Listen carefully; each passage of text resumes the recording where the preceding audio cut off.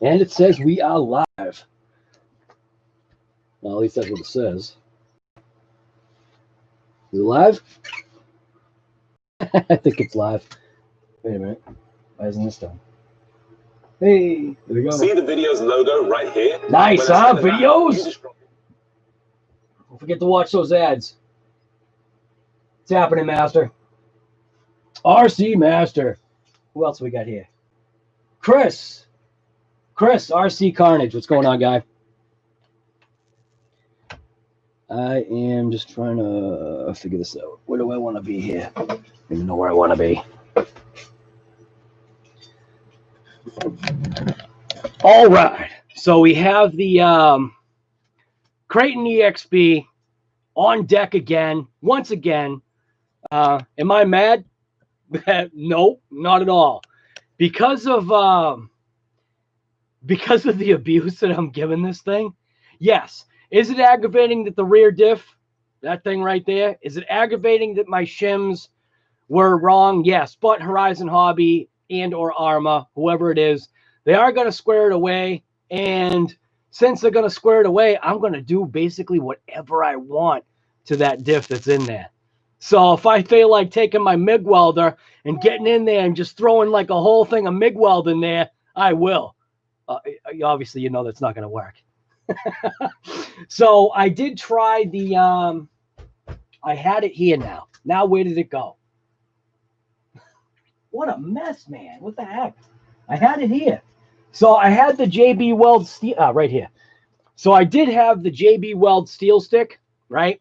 And there is a reason why there are instructions. I get it. I understand why there's rules too. I get that as well. That's why on my group on Facebook, there's rules. Well, the rules should go along with the instructions, right? So the steel sticks should probably, you know, maximum cure. I'm actually not sure. I lost the instructions a long time ago.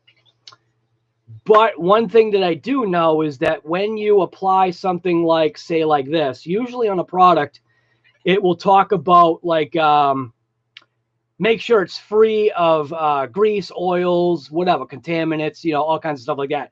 And I definitely didn't do that because what I had done is I basically rebuilt the diff like I was actually going to use it like that. And after I put everything together, that's where I actually cut the footage because it didn't make sense to continue on screwing all the screws and doing all that garbage. So I figured, all right, I'll just cut the footage on the video and I'll just say I changed my mind because I did change my mind. Now, I was tossing up whether if I wanted to just dump the steel stick in there and just try to lock the diff that way the first time. And I decided against that only because the condition of the gears, granted, I didn't have a microscope. It probably would have been beneficial to me if I you know, maybe used like, you know, I've been using my cell phone and I'll set it up on the tripod and I will zoom in, you know, use the pinch to zoom and, you know, all that stuff with the flash on, and it can get you some pretty detailed shots. And then even if you know, back out, come in, let it zoom in and hit a picture, the picture, depending upon the quality of the camera, the pixels, megapixels or whatever it's called, it does great because it allows you to really see in finer detail.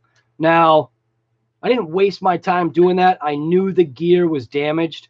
So my gear was damaged on the plastic diff side. And granted, this is all 100% opinion. This is opinion based.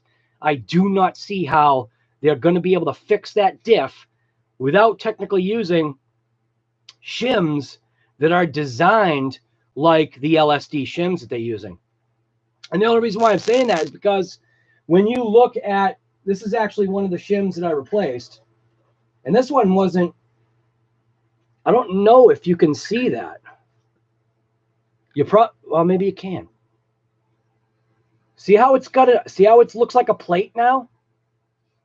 So this one isn't the worst one. So what happens is obviously you have, and I'll show you like an exaggerated thing.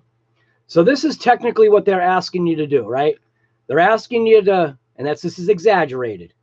So they're asking you to do this, to basically take a shim or a 2-pack of shims, slide it onto that shim, and then do you see what I'm saying? Do you see what's happening? So do you see what's happening to that bottom shim? So because of heat, again, this is my own opinion, because of heat, because of moving parts, because of whatever's going on in that differential, it only makes sense that if you're going to have a cupped situation, how can you put something straight across that cupped situation and not expect when you're applying power to that differential, how can you not expect it to want to push down? Like once, like I had a pretty good conversation with Earl today, and we were just basically talking about it. We're talking about the theories, like taking, and like I say, I'll refer to Earl because I'm a backyard mechanic. Okay, I've been a backyard mechanic since I was like 14. So I worked in a shop and I worked in auto body. I've been everywhere. So while I don't own a shop currently, and I've never been in a racing circuit like Earl has, Earl's got a wealth of information. That's what's great is, that's what I recommend you guys, if you haven't subscribed to Earl's channel, subscribe to his channel. Because not only are you going to see the RC stuff, you're also going to start seeing some more automotive stuff, which is, I think it's good. I think it's good that he's gonna, you don't have to watch his video. Watch his RC videos. He's gonna have a ton of them. Earl's got a ton of cars coming to his channel right now. Same thing here. I've got a bunch of cars coming to the channel, bunch of projects. It's like what everybody's doing. But to get back on that, my diff is obviously has a very noticeable concaveness to it, which I feel though as though you have to stack the washers. If you're gonna use that differential case, you've got to stack the washers a different way. So my thought was to take the thicker, smaller washer and start there. Because when you look inside the diff, obviously it's impregnated with metal. When you look inside the diff, you can see that it's like common sense. Put the smaller, thicker shim first. Then overlay that other larger shim. Then if you've got to use the other thicker shim, then put that over that. And I get it. ARRMA has done like, years of research, and they have, these brainiacs that, are working for the company, and they know exactly what's going on. But I think it almost seems as though these RC companies may have to think about whoever they're using to test in-house. Who are these people that are testing these cars in-house? Like, I mean, if general guys like me, just somebody that just generally just goes out and drives their car and jumps it and stuff like that, you know what I mean? Like, I'm not like, some crazy, RC driver or whatever. I drive my cars and I beat them, and I know how to maintain them and whatever. I can like see stuff. But anyways, we don't need to see me or hear me talking. That's my theory. My theory is that the convexness of it showed you that shim that I pulled out of there. I'm giving you my theory of what potentially needs to happen. You don't need to have that big fat washer to be covering. I mean, I get it. You don't really need to have that big fat washer covering that section. And really, who really cares about what fluid that's in there that's going to escape? You're going to be, if all the fluid inside that differential escaped out of that O-ring, like, this doesn't make any sense. Even if the fluid was going inside, does it really matter? I think like 90% of us, we're not racing. We're just like, we're throwing smiles on our faces. We're like, yeah, you know what I mean? We're jumping, we're crashing, we're smashing into trees and mailboxes. You know what I mean? We're doing all the fun stuff, and we're coming across issues. So maybe ARRMA should like set up like a course with trees and mailboxes, and then maybe they'll get a better idea. Instead of doing the manicured jumps, just have some dude there with like an excavator and just plop some dirt down, let it rain on it a couple of times, and then just have the guy just do jumps off of that instead of actually creating ramps. You know, maybe that is what they do. I have no idea, but I feel with a semi confidentness. Again, you have to do, like, I've not been able to, you know, run the vehicle enough like maybe ARRMA has and their designers and their tech crew, but there's definitely obviously something going on. I mean, come on. If they've got 3 shim plates crossing on that plus sign that's on the back of those sun gears, and they're expecting a tiny little washer to go ahead and take care of that, and then overlaying a flat washer that's just cupping on the ends like a saucer. That's what it looks like. That's what it reminds me of. It reminds me of a teacup. So that's what's happening. So those plates that, you know, the shim, the big thin shim they're putting that's supposed to block the fluid from escaping, which is what the O-ring is supposed to do anyway. Like, I mean, where's the thinking here?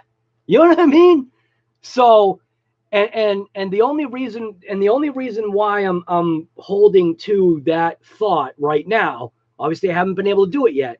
The only reason why I'm holding to that thought right now is just because in my mind it makes sense.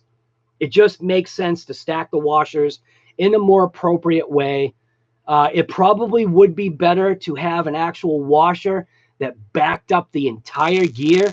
Doesn't have to be those LSD plates, but maybe they shouldn't have used the gear that's designed for those LSD plates.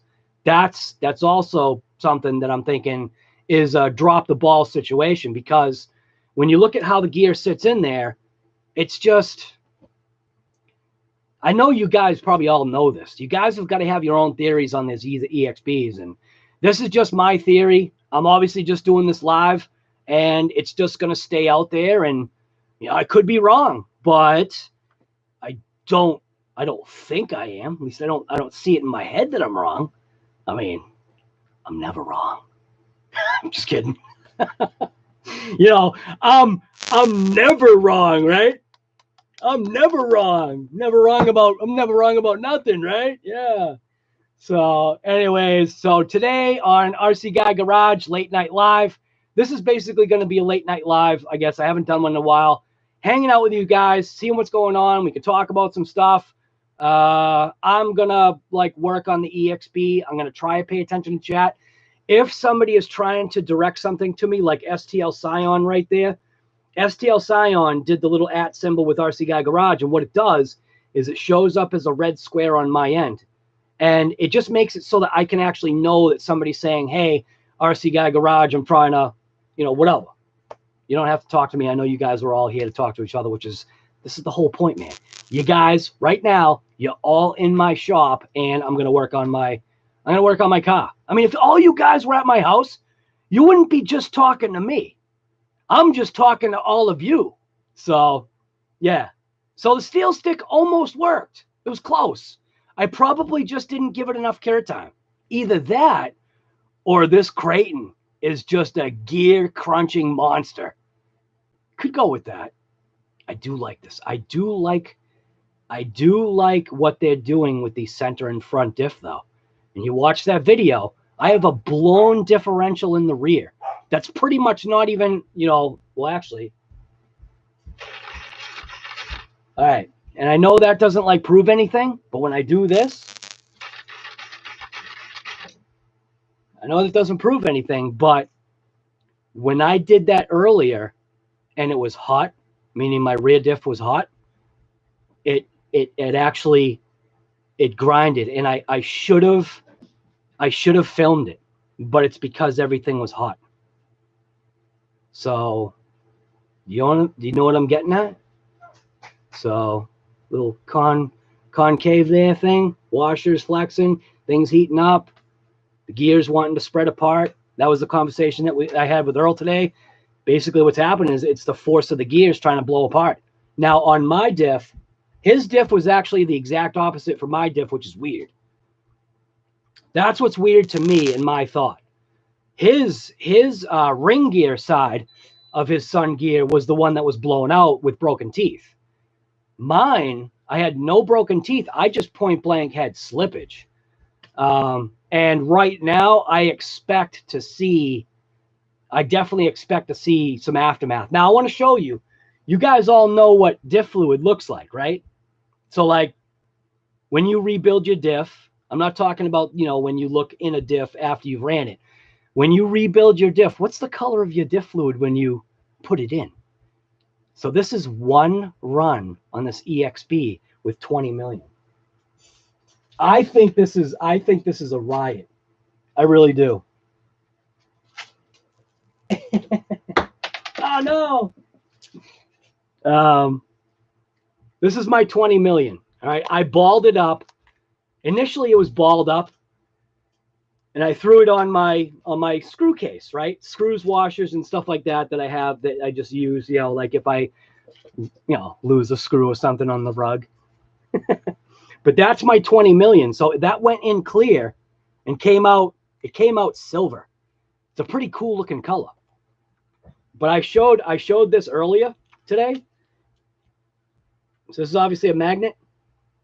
So I knew it was going to happen, but I wanted to see it and I wanted to show people. So obviously that diff fluid's on the back side, right? You can see that, right? So watch. Take the magnet. Oh, what is it? Oh, the magnet's out there. Look at it. It's magnetized. There's so much metal contamination and glitter in my diff fluid that I pulled out one run. Look at that. That was clear when it went in. Look at that. That's actually pretty cool looking. You can literally see the speckles of gear inside of there. And again, not opening it up, you know, and putting it on in a microscope or whatever. And I just think it's funny. I just think it was funny to show that my diff fluid's now magnetic. So yeah. So let's just jump into working on this EXB. All you guys, you know, you do what you do, and get a question or whatever you want to say, hey, what's up, guy? Go ahead. Just make sure you put the thing in there so I know that you're actually talking to me. So I am just going to basically, like I said, I'm just going to work on this thing. Boom. I'm going to try to make it so that you can see everything here. So if you got your iced tea, go ahead and grab your iced tea right here. I am not a paid sponsor. This just happens to be a real iced tea that I like. Oh, isn't that nice? Look at that. Oh, that's cold.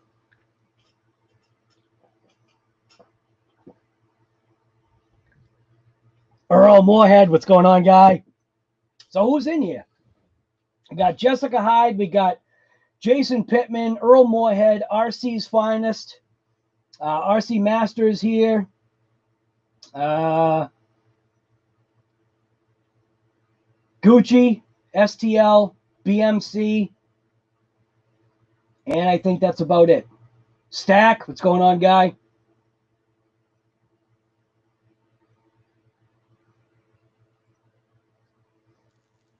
Let's see. Gus, what's going on, guy? J.O., what's happening, man? Chef, what's going on, guy? Demo, what's happening, man?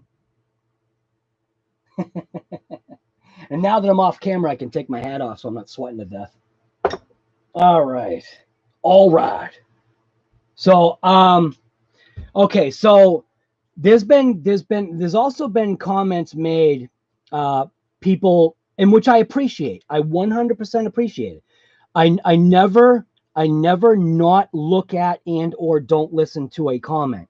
I look at them. I try to look at them all. You know what's funny is I don't get to see them all.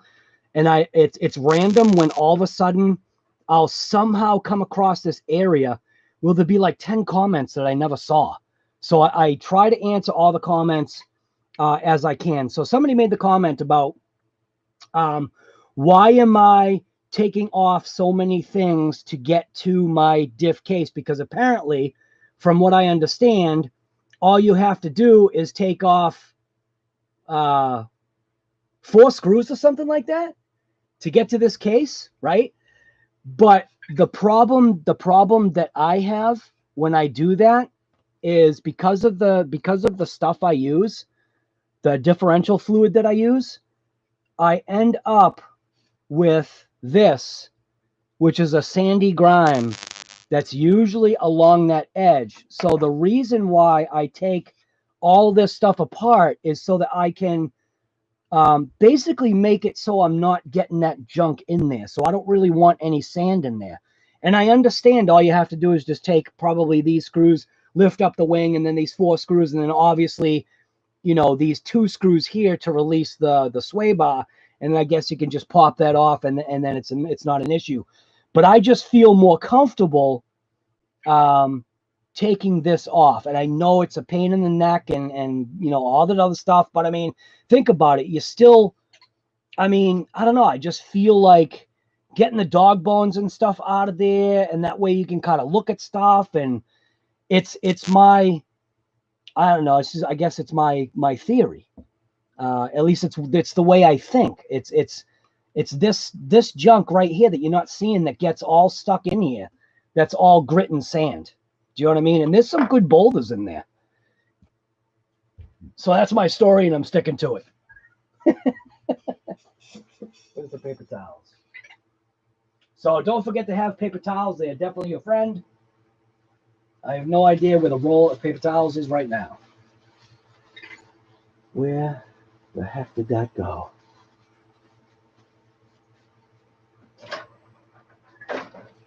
All right.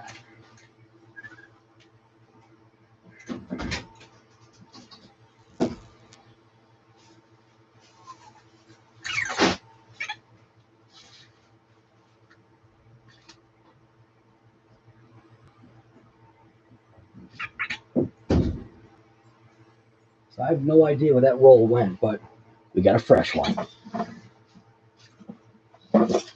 RC Master, if you need guide to see your right. See how like how he did that? When he puts my name on there, see how it's got the red? It just helps so I can see it, that's all. Because most of you guys are just in here to talk to each other, not talk to me. That's my favorite gum right there, Juicy Fruit.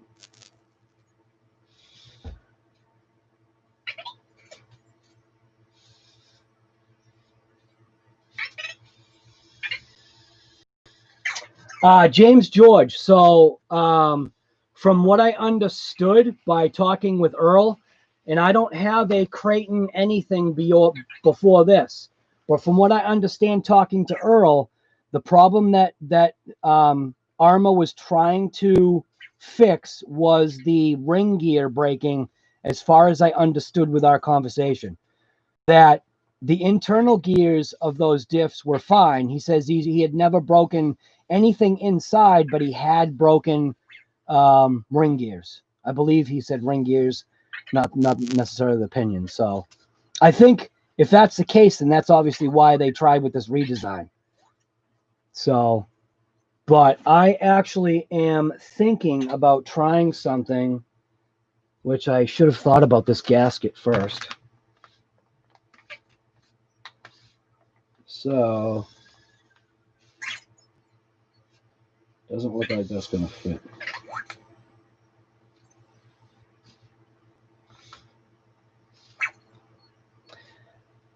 See, this is what I wanted to do. See this right here? I wanted to take this differential and I wanted to throw this in my EXB. Now, I don't even know if this would work. I don't know if this would work, but if this would fit, I would potentially have a differential to possibly screw in there. The only thing that I don't know, and it's very highly likely, that these holes would not line up with the ring gear. That's my guess. But with this Hobao kit, they actually just came out with a brand new upgraded steel gear set, which all the gears, well, the gears are bigger, the shafts are more stout, like everything about it is like more strong. But the only issue was probably, you know, ARRMA's gear might not fit on there. But I figured I might as well try it anyway. I've got the parts. You know, obviously they are from my other trucks, but what I was trying to do is I was trying to take the gasket and I was trying to line it up to see if the holes lined up, because if the holes lined up, then it was a no-brainer that it would fit. But it probably doesn't. You know what I mean? I'm not expecting it to. It was just like, it was just a thought. Hey, you know what I mean? Like, hey, I should try it and see if it actually works. But it kind of, now that I'm lining it up, it looks like it kind of won't work. But I'll probably still pop it out of the bag anyway, just because I'm curious and I just want to see it with my own eyes, not trying to look through, you know, a plastic bag. So, all right. Where are we here? All right, so I need some tools. Now, along with me cleaning up today, hey, look at that, I organized. Now, that's surprising. So I know I need these two here. Oh, I'm dying. The heat's the humidity's rough. It's like hot down here. I'll usually have like an air conditioner going, but so that's why, like I said, that's my story and I'm sticking to it. That's why I pull this pin off. It's just because of the grease that I use inside. It does have more of a tendency to be able to weep out the seams, but I'm okay with that because all I do is just quickly hit it with a little bit of carb cleaner and it like blasts all the junk away when I'm done. So, and I haven't had any issues. And I think only this case I've seen it bleed out. This is the only case that I've seen it bleed out like this before. So I think that's kind of funky too, though. This being, this one being the case that I've actually had issue with.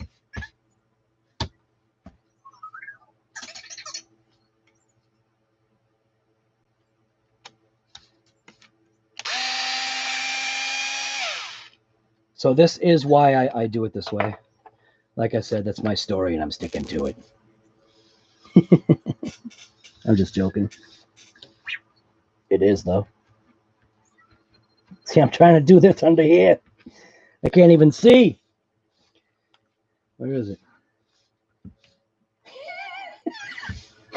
For the love of God. All right, where are we? Trying to find the... Oh, of course the fan tipped over. Trying to find the driver that I need. I think it's this one.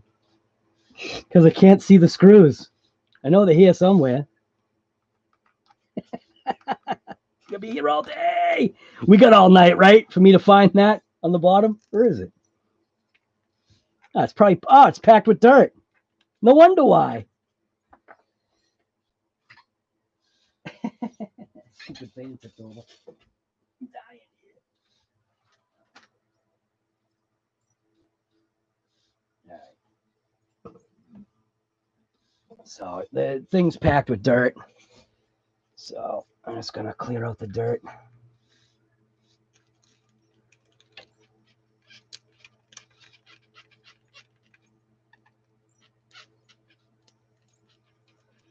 Packed with rocks, actually.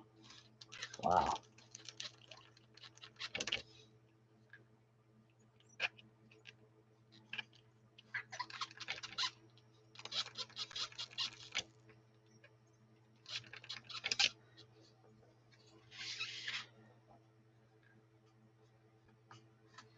Now I should be able to get to it, right?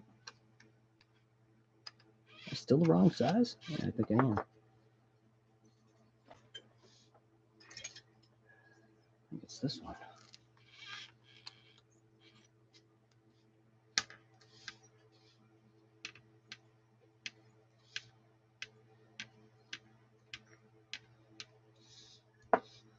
Now I can probably use this.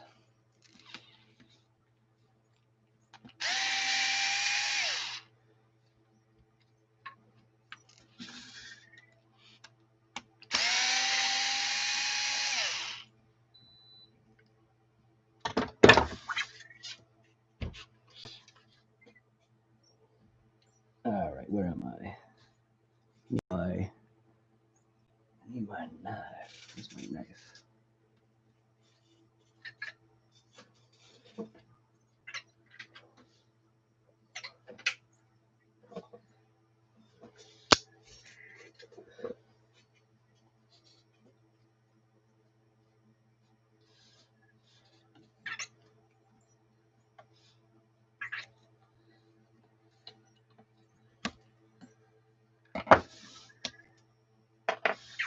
See what I'm saying?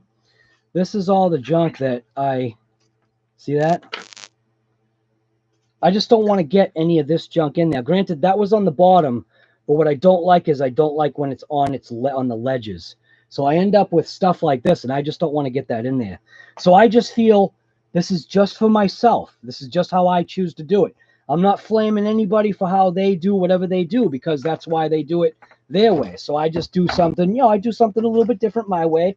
I maybe, make more out of it than it needs to be, but I just feel more comfortable doing it this way. I'm probably taking apart more screws, but I'm actually okay with that. So pop those off. Now I could take a paper towel, kind of get in there and wipe down those areas. Hopefully not get any of that crap in there. Like I said, that's my story and I'm sticking to it.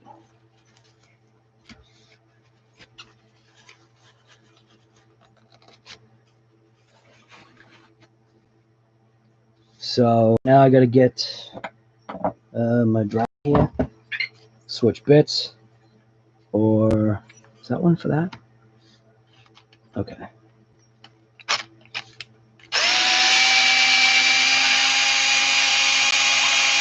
So the other thing that I saw on Earl Moorhead's Kraton, his EXB, was he bought the version 4 or V4 or whatever wheelie bar, and I definitely want to do that to this thing because I definitely see a need, a major need for this thing to have a wheelie bar.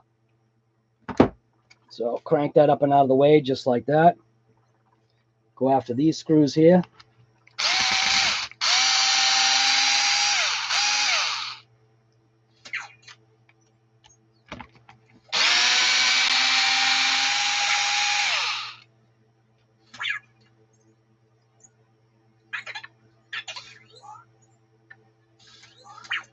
And these screws. Oh no!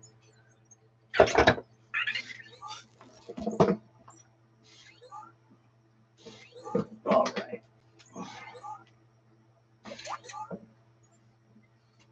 BMC, what's going on, guy?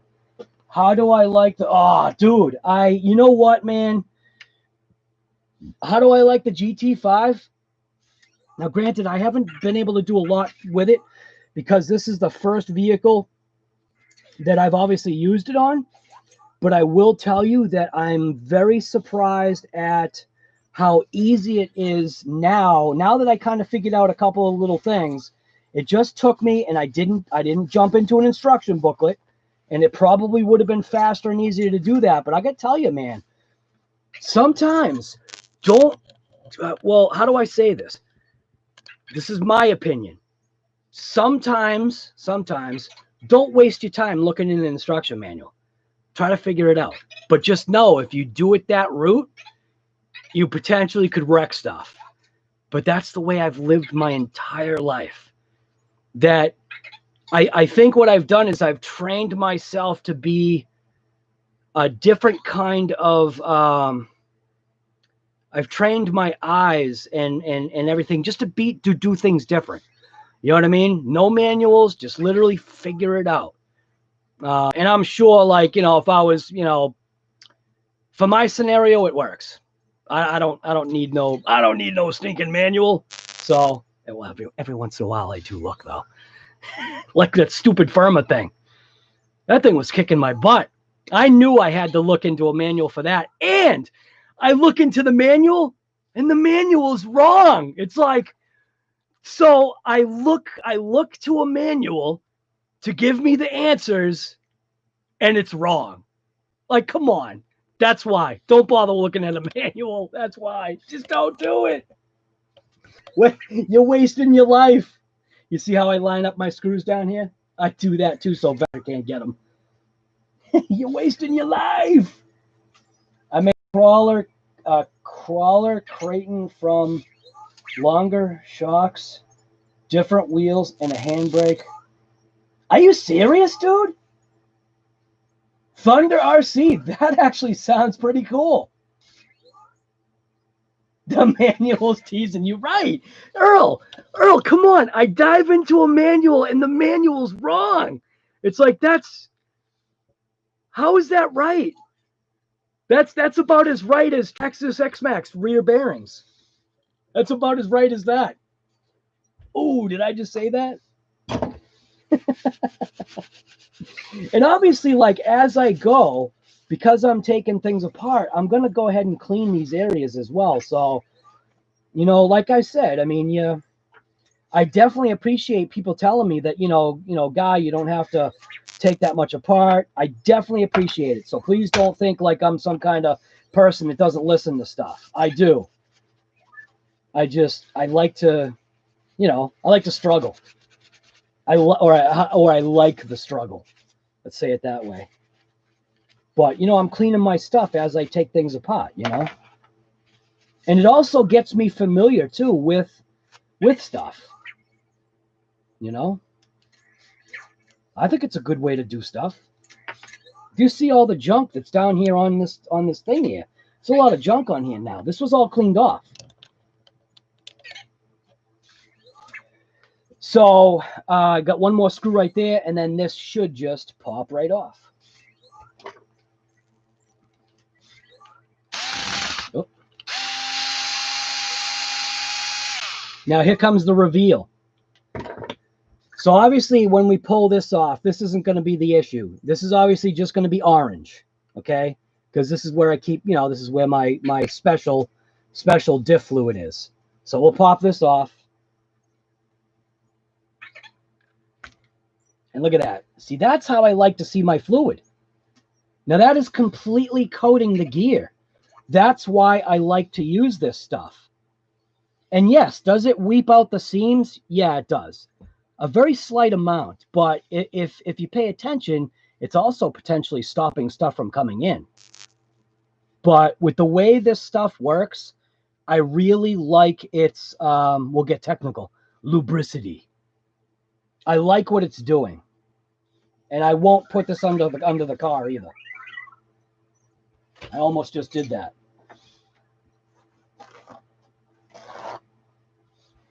So I wish I could zoom you in. That's what's nice about using the phone. But that's what it looks like inside there. If we'll focus on it. There we go. Doesn't that look nice in there? Look at even when you look at the gear. Look at how nicely coated the gear is. Come on, get in there.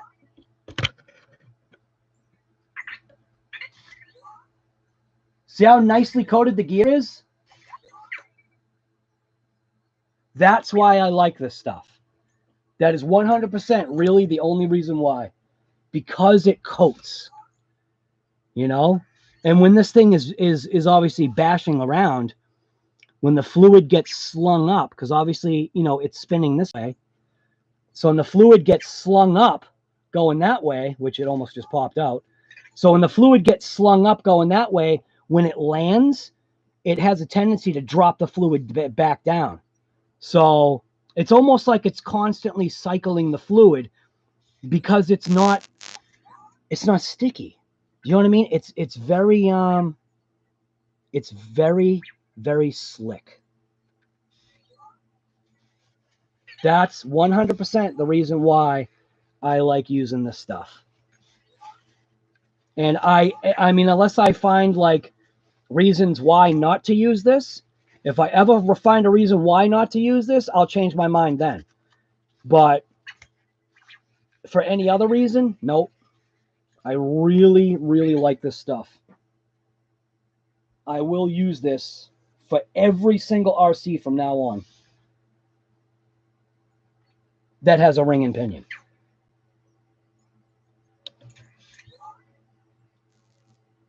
Barbecue, what's going on? Honey mustard, right? You know it, guy. Actually, that's not honey mustard.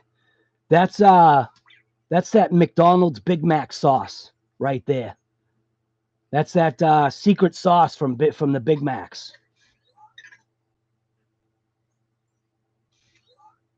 Peanut butter is not for dips, right? Right. No, definitely don't use peanut butter. Although it probably would work, though, guy. Think about it. It's still an oil.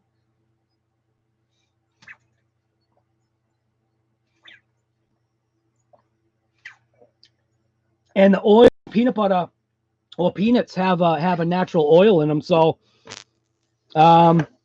maybe I should do that one day. Maybe I should take like my Hobao that has larger diff cases and jam it with peanuts and see what happens.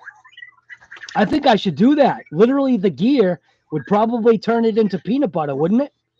So basically, I could just stuff my differentials with peanuts and then it would literally lubricate. It would lubricate it, wouldn't it? Come on. You know peanuts have oil in them. So that is what I should do, dude. I should take my wife's peanut grinder. We got a grinder for nuts. I should take the grinder, grind up some peanuts, and throw them in one of the diffs and see what happens. It's not going to kill anything. And what is it? It's only a couple bucks to replace things if things go bad. But what could go wrong? It's only peanuts. Right, lubrication and it tastes good. You know it. So you could be done with it, and then you could eat the aftermath. I definitely wouldn't recommend eating that though. That's not eatable. Chef Beardsley, what's going on, guy? What do you mean no? What do you mean no? What? No to peanuts in the div? See, I'm getting a little obsessive right now. All right, so now I just want to pop that out, which if I rotate that to there, I see the thing is the reason why I pull these out is because the shocks are like in the way. Do you know what I'm saying? So pulling the pins allows me to get the dog bones away from the shocks. So I have a method to my madness. It's just the way I see things, you know. So I'm gonna pop my pin, pull that dog bone out. And does anybody notice that I painted half of my diff cup white? There was a reason for that. It was just for a visual reference, so that I didn't have to really pick up the RC. I could actually see it and know whether or not, just by visual as it was driving by, just by visual, whether if my JB Weld came unlocked. That's why I painted one half of the cup white. I have methods to my madness. There's reasons why I do things. It might not be everybody's, like how they say, it might not be everybody's cup of tea the way I do stuff, but it has always worked for me. Now, granted, we obviously have rust because the black coating that was on here, obviously, probably inside it looks like it's probably inside the whatever it is, the cup there for the hub. So, and what's odd is I'm noticing odd little wear spots. So when you look at this dog bone, and it could be, let me clean it off. Look at the wear on that. Now, I didn't really notice. I didn't notice anything that was wearing in that location. But obviously something is wearing in that area. And I'm not sure what it is, because as I actuate the suspension, I don't actually see anything rubbing it, but that's a pretty consistent wear spot. So I didn't notice anything rubbing against. And then when you look at this one, so I'll do it side by side so you can see. See the wear indications on the other one? right there. You have a little bit of, you have more wear there where you don't have it on the other side. Focus on the thing.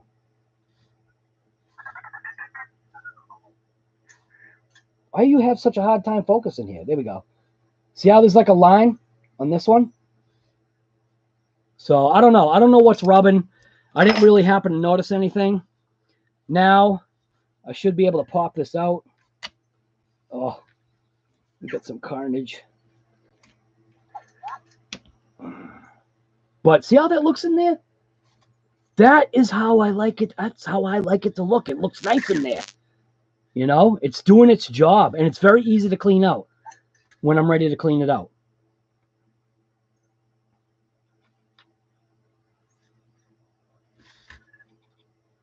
So I'm just going to slide this out of the way. So I've got this out. I'm just going to kind of prep my area because I don't want any of this sand anywhere near what I'm working on right now. So I'm going to kind of prep this area right here because this is where I'll work on the diff. And I'm hoping, I'm really hoping, wouldn't it be nice if I could actually just use this? Because this is an upgrade for the Hobao with stronger gears. That would be cool. It probably won't work, but I'm gonna at least look at it. You know what I mean? It most likely won't work, but it would be beautiful if it did. You know what I mean? That'd be stinking awesome to be able to transfer, you know, someone else's diff into, you know, another vehicle. That'd be cool. I'm only giving it like a 1% chance that it will actually work. So basically, I'm saying it's not going to work, but I'm going to try it anyway. I'd love it. I would love it if I could throw a totally different manufacturer's diff in there that I know isn't going to have issue. And that would give everybody else the option as well.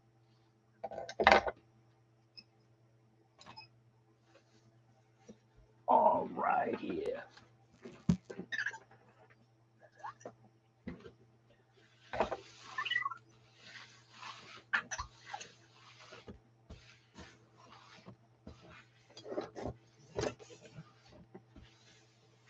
I think I have to get gray paper towels or a color because when you use the white ones, it messes with the camera. So I need to get...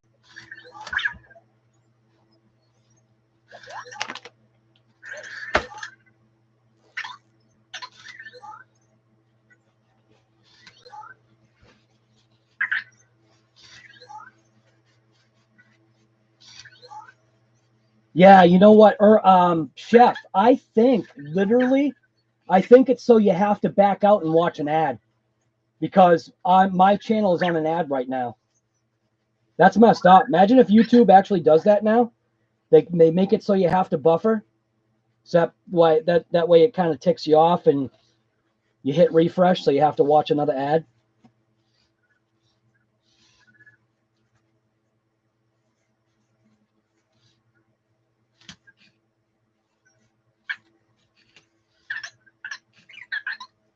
I think it's YouTube, to be honest with you. I know it sounds messed up, but I bet it's YouTube doing that.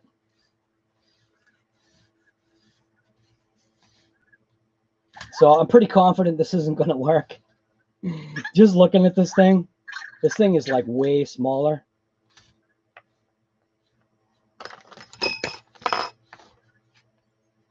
Man, it is so close, but yeah, I'm looking at it like it's not going to work. Crap. It would have been so cool to like literally have a diff to drop in. See how when I put the white there, it messes with it?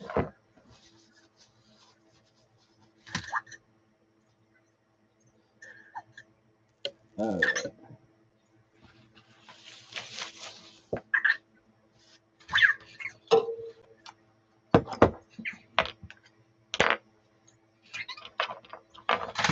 So I'll try to keep most of this in camera as best I can.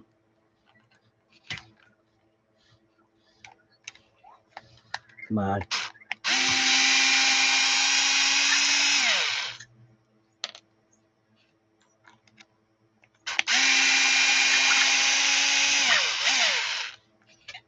So what's inside of here, it should be JB Weld like pellets. It should be like gear and JB Weld like dust. I am really curious to know what things are looking like inside of there.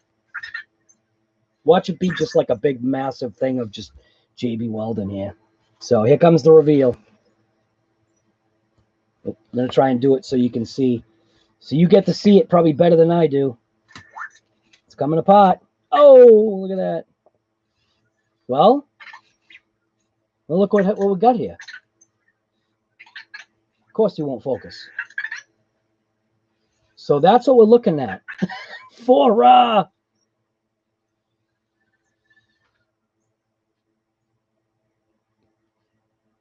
yeah. Huh. Okay. Well, that means the sun gears are probably annihilated. That's my guess. So this, so that's the JB Weld right there. Those are the rocks of JB Weld. So I am going to clean this piece.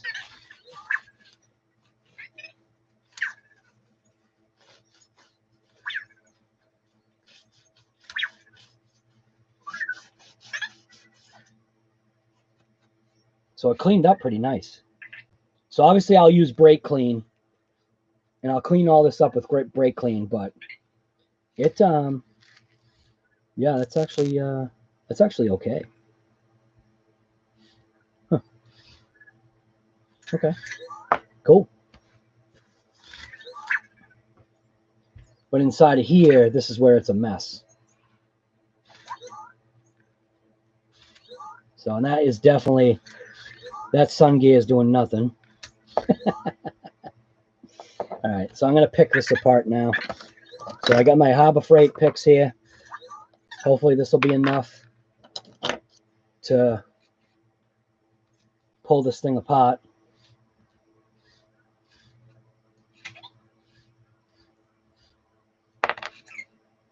Oh, look at that.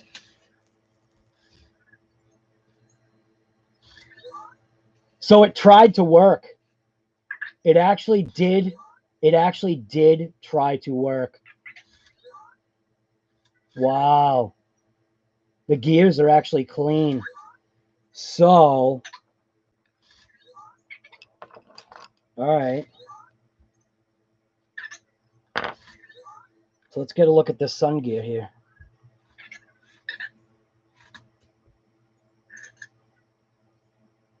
Any day now. Yeah, the sun gear's gone. Look at that. Oh, that sun gear's junk. Oh, yeah, look at that profile. Oh, that profile is gone.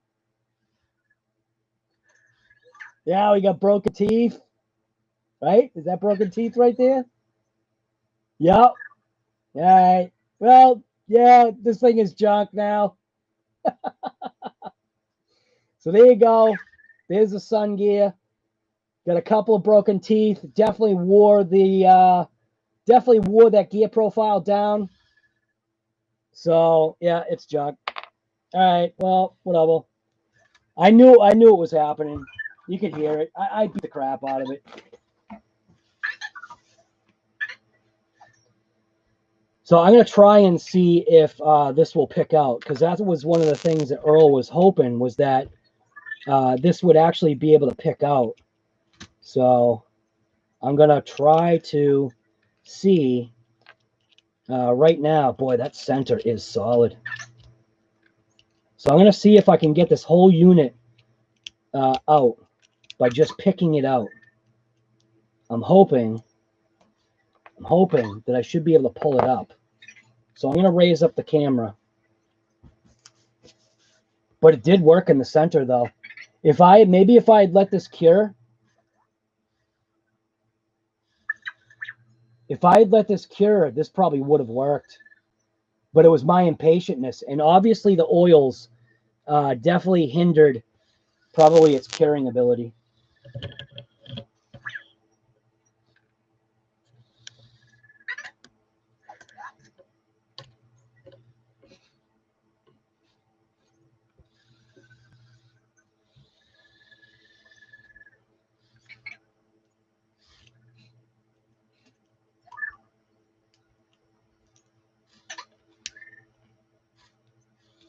So what I'm hoping, and I think what Earl was hoping, was that you could pick.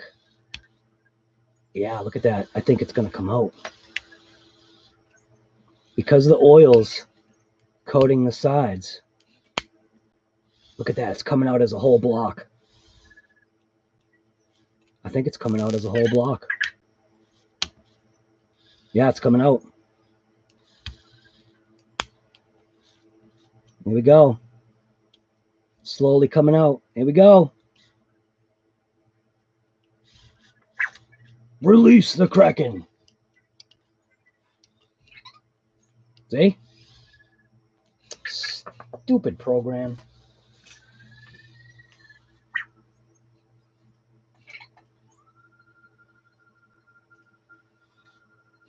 I gotta close out my mail program because it keeps opening.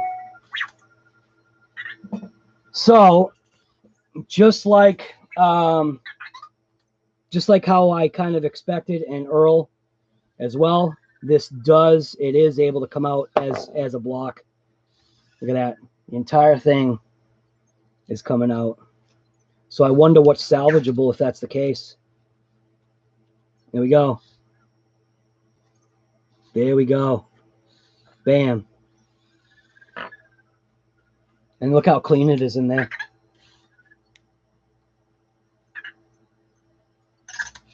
Wow, it almost like polished the gear. Dude, that looks like the gear is polished. Holy smokes. Put some peanuts in there? Hey, you know, why not? Put the peanuts in there, guy.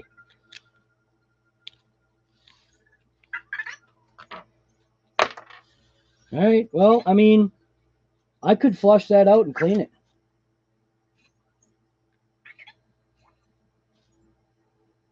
But, yeah.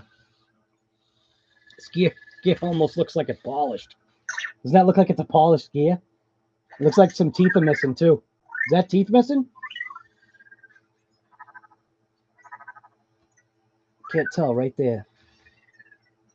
Is that a broken tooth? But that gear looks polished. Doesn't it? Doesn't it look like the gear is polished? What the heck? Dude, that's almost like it polished the gear. This sun gear is actually in mint shape. How's that even possible? It's because of my awesome shimming ability. Look at that.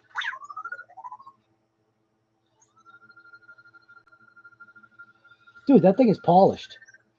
I could sell that like as a brand new gear on Craigslist.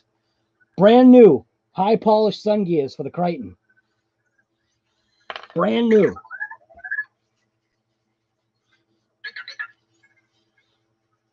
Right, liquid JB Weld for plastics, right. The only thing though is I think this gear is bad though. I think this gear is probably too far gone, ain't it?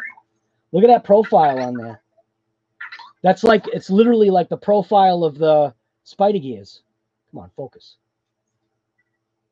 Focus. That has like the profile of the Spider gears on it.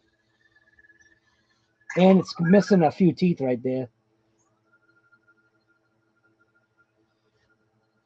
See how it's got the profile?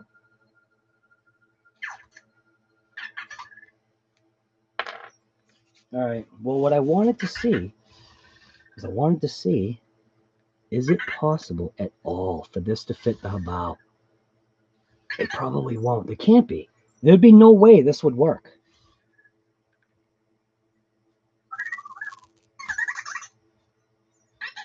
Everything on this is fine.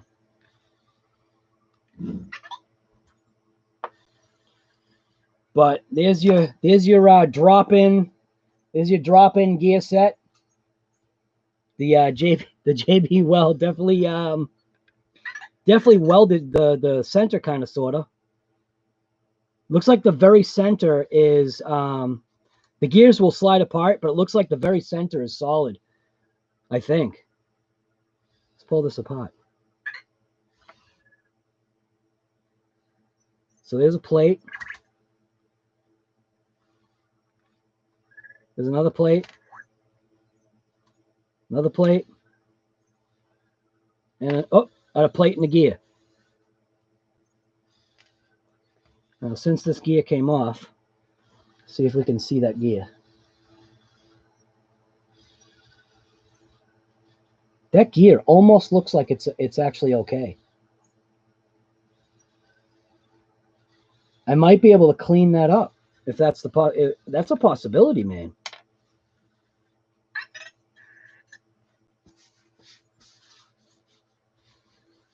Leave it as a chunk, yeah. Nah, start over new. Start over new, guy. Look at that. Look at that. Oh, nice. Here comes the other gear. There you go. There's your center diff.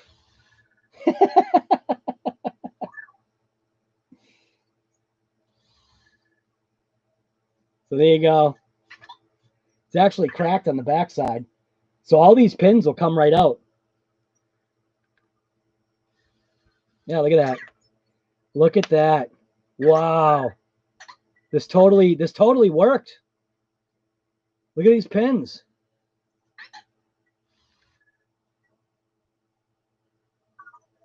God, focus. This actually is more mint than I thought. So all these parts literally would clean up and I could potentially put it back together. You've got to be kidding me. Wow. That is kind of cool. Take a lot of scrubbing though to clean all these parts. Wow. That is pretty sweet.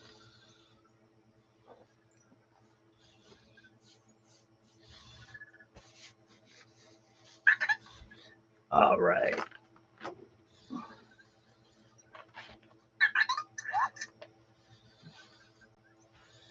Make sure I'm not throwing anything away here. 4 plates, 4 spiders. Rest of it in the trash.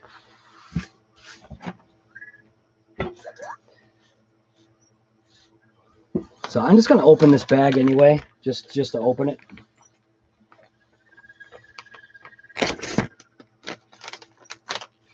See who's coming over.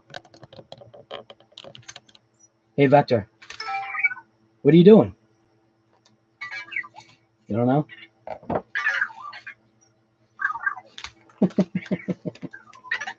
So I'm just going to take this out. Like I said, I'm pretty positive this ain't going to fit.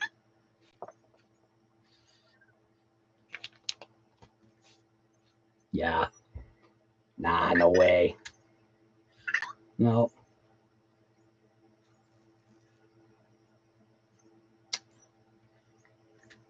It is so close though, man. It's so close. Could you imagine if that would work? Do the screw holes line up? Let me get that gasket.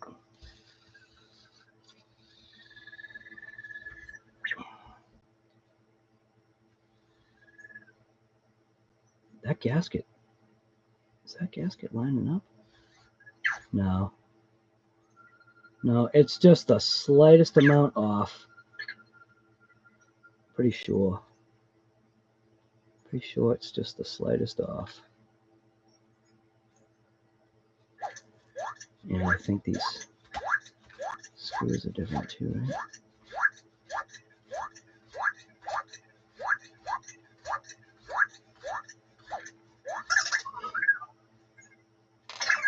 Even the overall diameter of it is too big. God, that would have been mint. That definitely would have been sweet. That lined up.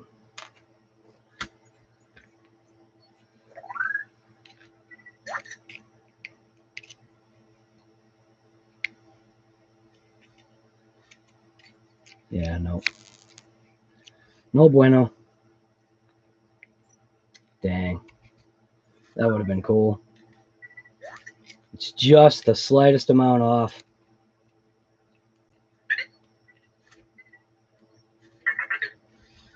Yep. Yep, just the slightest bit. Bummer. Oh well, worth a shot. Would have been nice to get bigger gears in there, but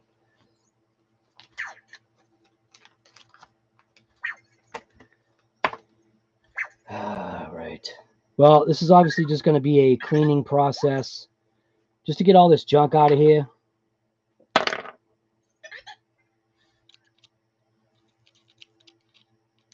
But at least it's still kind of semi-salvageable. You know? What I'm telling you, what I feel I'm coming across, which what I should do is I should probably pull this apart. Get this pin out of here.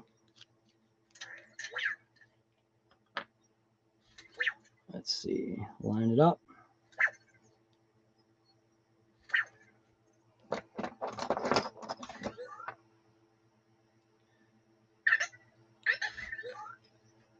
Get that pin right out of here.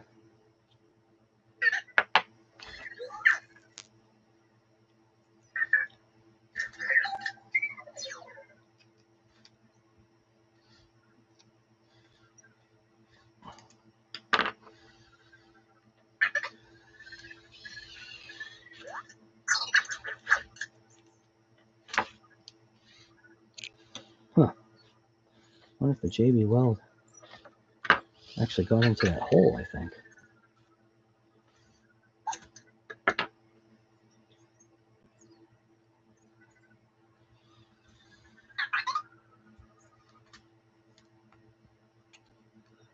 There we go.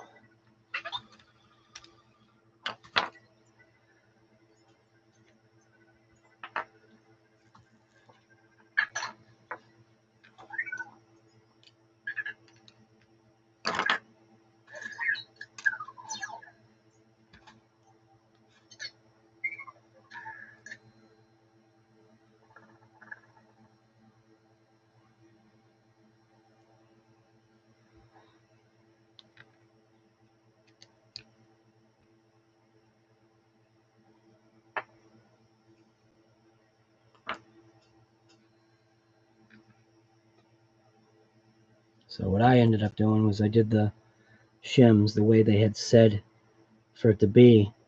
And this is what I think is causing the issue. All right. This is why I'm saying what I'm saying. So I'm showing you this shim right here was a brand new flat shim. Okay. This one was brand new, totally flat. So this is what I feel is happening with this. Because the bottom of this is concave. Okay, you can see it. If it focuses on it, you can actually see that it's concave in there.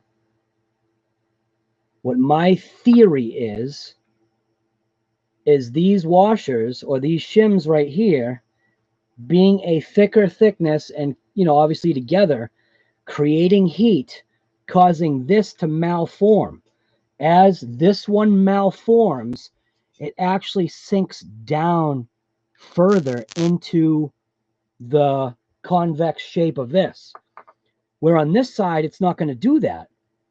This side, it's not going to do that because it's got flat metal that it's going up against. So it's not going to deflect. But on the concave side, it does. Because there's heat. The heat is malforming this washer right here. Or this, I keep calling it a washer. The shim. So if I put that shim down on the table, and I get this camera down there, you can see what I'm talking about. I may have been born at night, but it wasn't last night.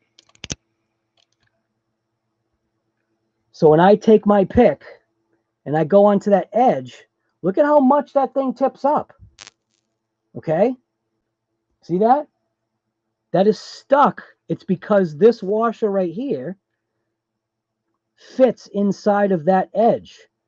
And as it heats up, it loses its shimmability, is my guess. That's only my guess, man. It's just basically going on what my eyes are seeing. See how it's got that edge? I feel that's where at least, because if I went out there and everything was fine when I was ripping it for like 5 minutes straight, and then all of a sudden it decided to take a dump on me, was because this finally heated up and lost its shape, which caused the gears, to spread apart, which then causes a loss of traction, a loss of gear mesh. Now, because right now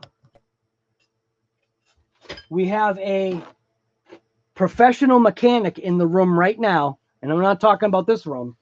So Earl Moorhead, based upon what I just showed you, what is your educated guess, just only based on what I showed you about how that shim is? That was a brand new shim. So when I first drove it, everything was mint. So like, what's your opinion?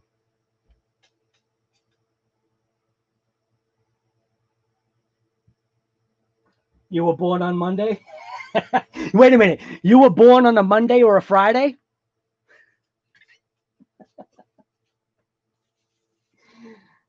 Guy.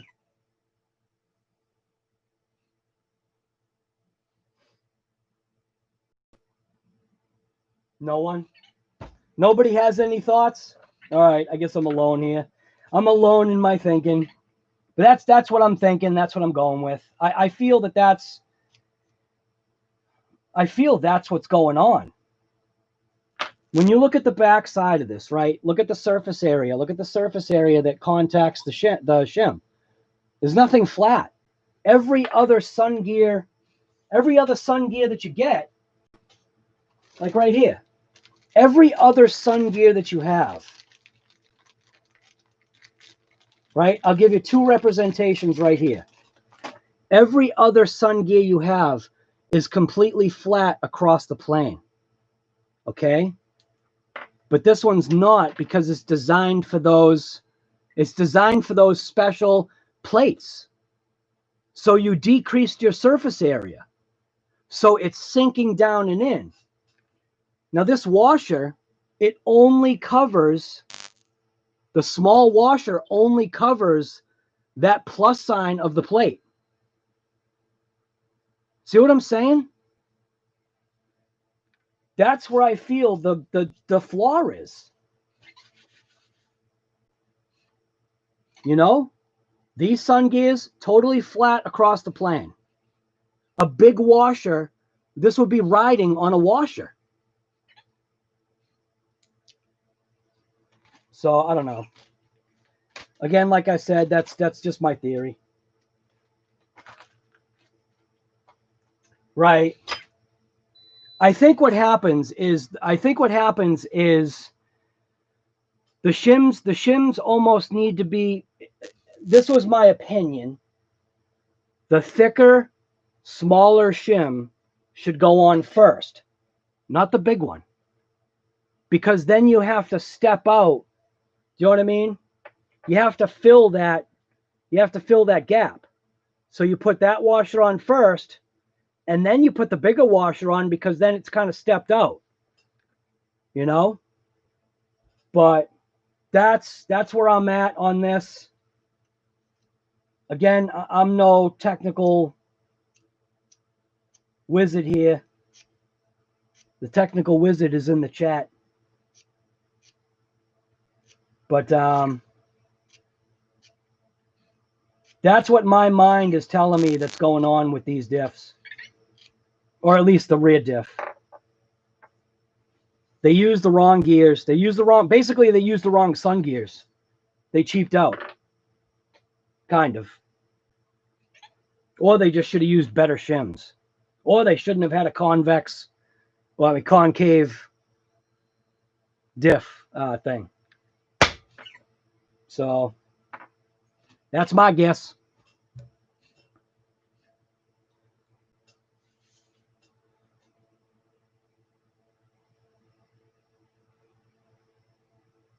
Right, XMAXX motor. I know, isn't that nuts, dude? And it's not stopping at the max, the XMAXX. There are now people chiming in about their max, that their max has similar motor slop. So that's pretty bad. Can the sun gears be shimmed? Well, can I? Well, yeah. So one gear is actually okay. The one that was up against, and this is why, yeah. So the one that was obviously up against the ring gear, that one's totally fine.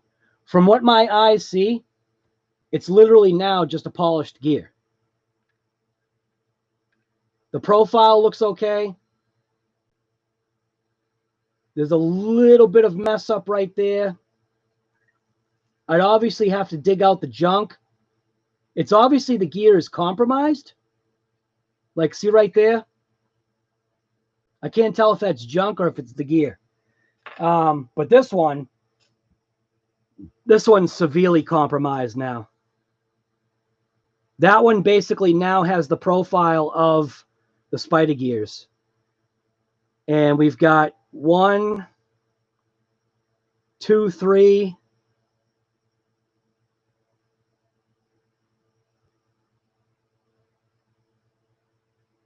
Yeah, like see right there?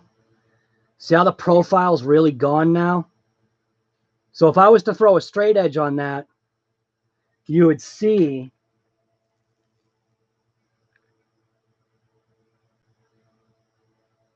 just focus on the gear.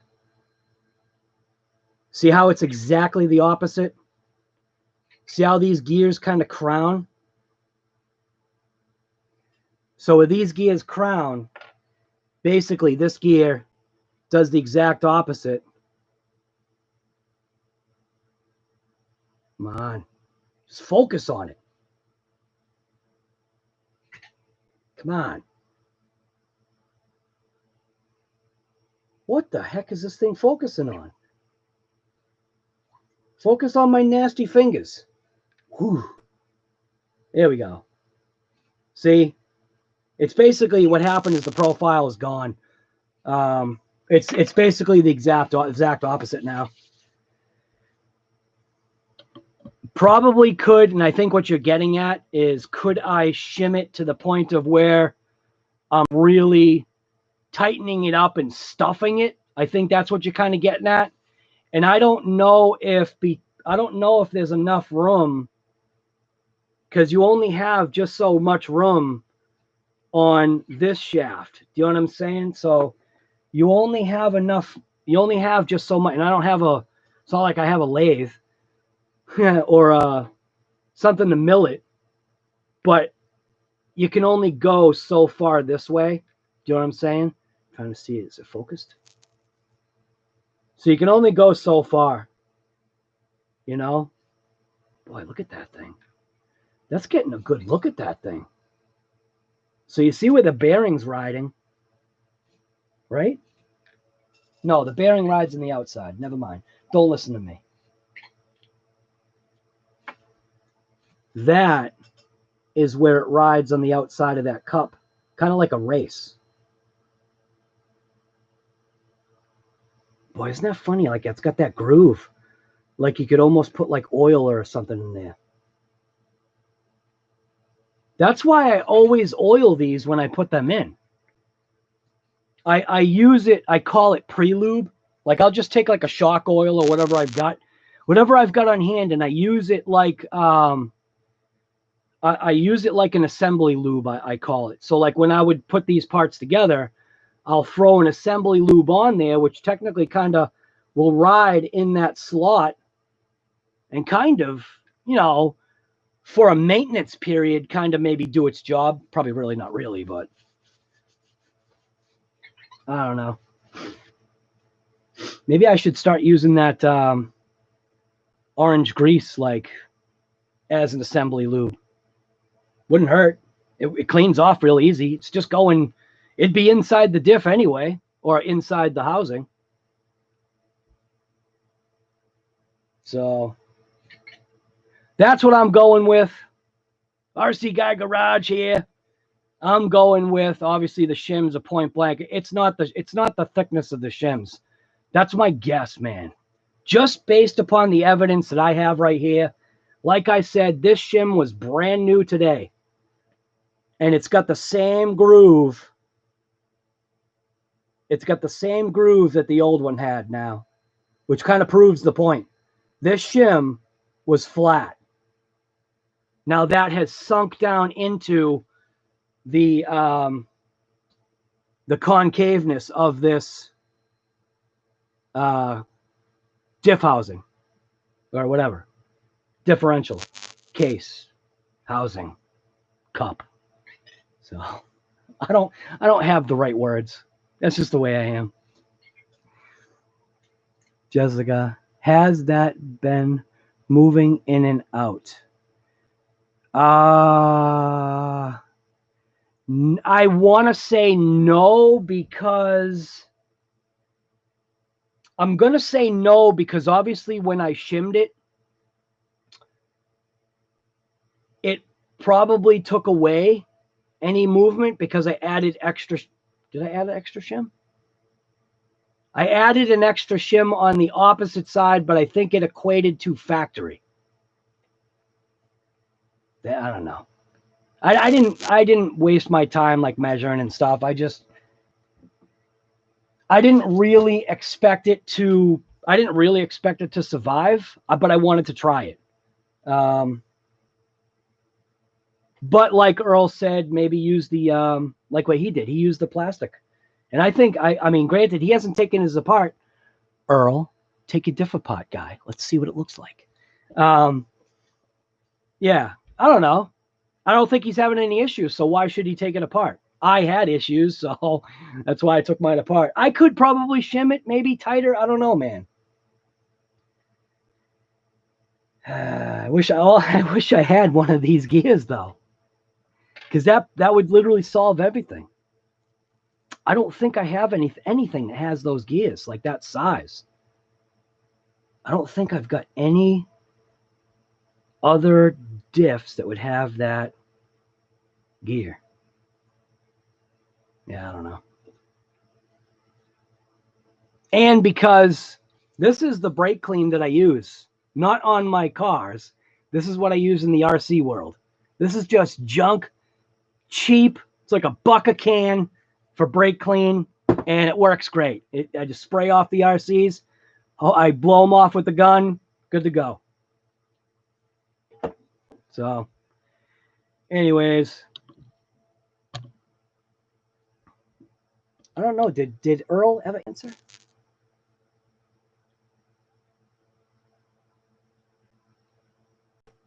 Gypsy palm readings say RC Guy Garage will live a long life. Right. Dude, that's a scar. I don't know if that's the life thing, but I tore my hand open a long time ago.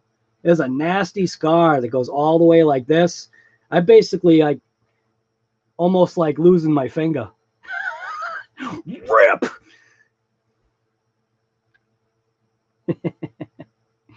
Just slap some crushed peanut. Right, dude. Just slap some crushed peanuts in it and you're good to go, guy. Make some peanut butter. ARRMA doesn't have sun gears either. What?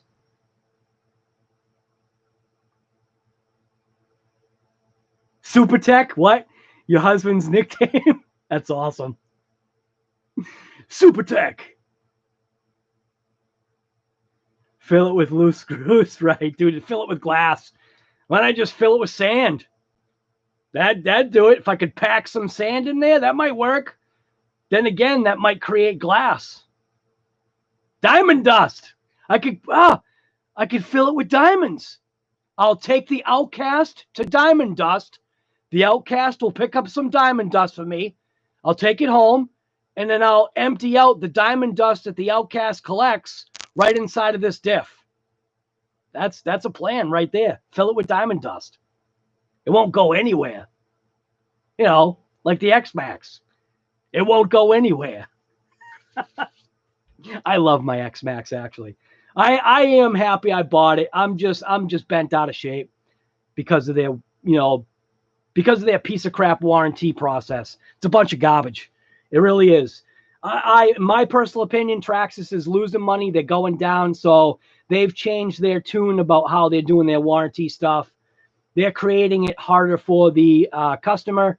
And basically it's like, pay that $6 box plus the insurance to send it to them. I'm almost like halfway to another motor and ESC setup, right? So I don't know. So that's my theory. I'm going with it. ARRMA EXB, rear end, rear diff. I feel what's happening is it's just a flaw in the design. I really would have loved to have thrown this in it. Could you imagine? Could you imagine if this bad boy would have fit in there? Oh, that would have been sweet. Spider. The spider gear. That would have been nice. Take that bad boy and stuff that right in there. An all metal differential. You don't even know how fluid this thing is. This thing is a beautiful piece of machinery right here. Beautiful piece. This is a Hobao. Now, see, this is the quality that you get from Hobao right here.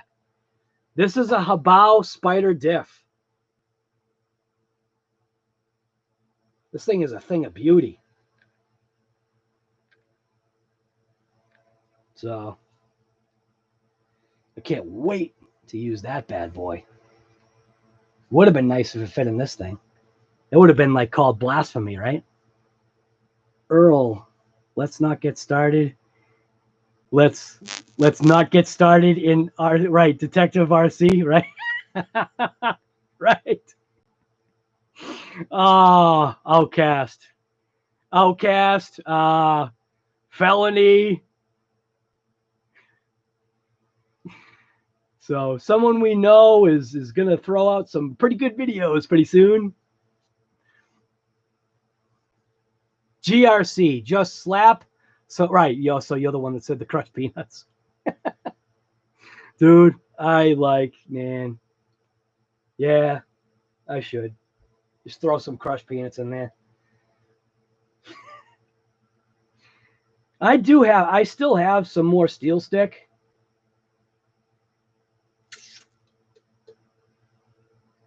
I do have more steel stick. I could put it back together and really shim the crap out of that sun gear. The one that's, concave.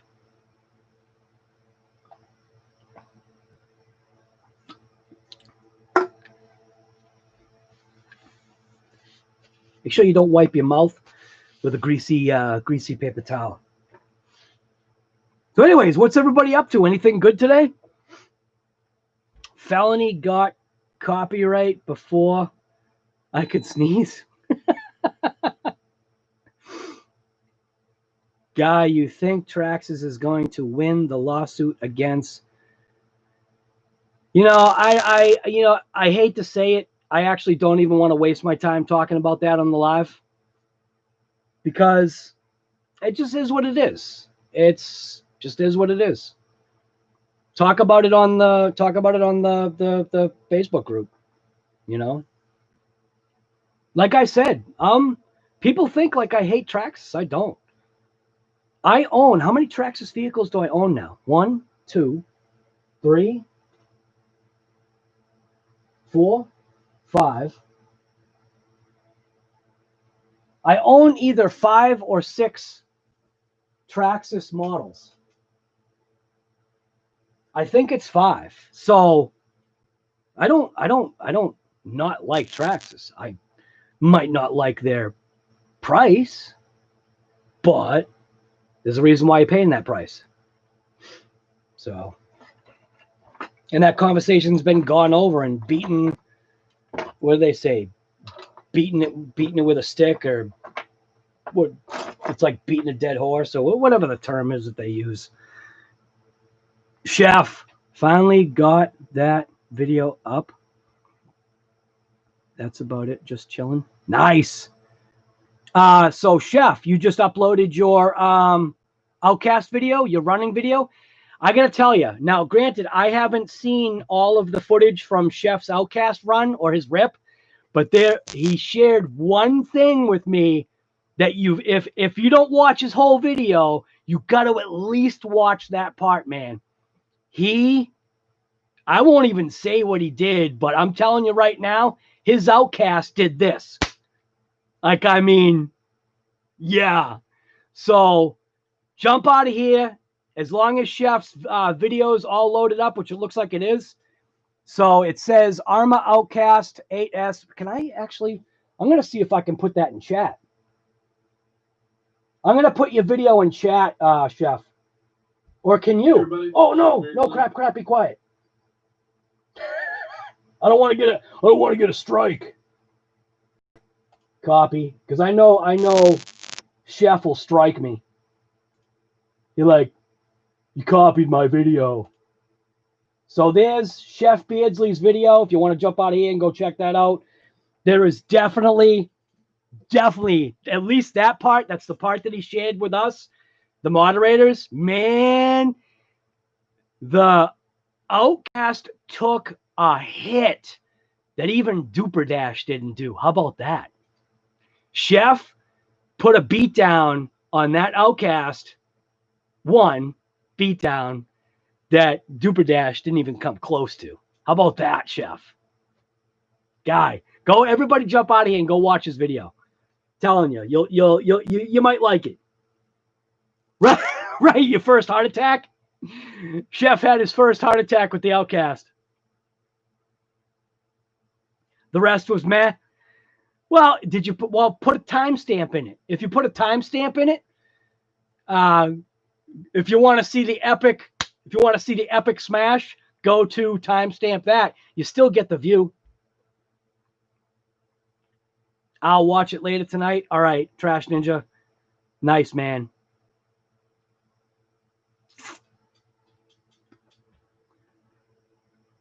I see behind you, you have the same Vice as I do. Oh, yeah, dude. I love that Vice. That thing is awesome. $20. How can you go wrong? Plus, you use a coupon. Dude, it's the day that I got that thing, I told everybody about it. I'm like, you are out of your mind if you don't go to Harbor Freight right now and get one of these Vices. I've actually been taking that. I've been taking that into my garage. I mean, I've got a proper Vice in my garage, but I also have one of those mechanic cots, one of those roll around tool trays. And I put a block of wood on the top of the tray, and I take that Vice and I just clamp it right to the side of the tray, the roll around tray. And that Vice is awesome.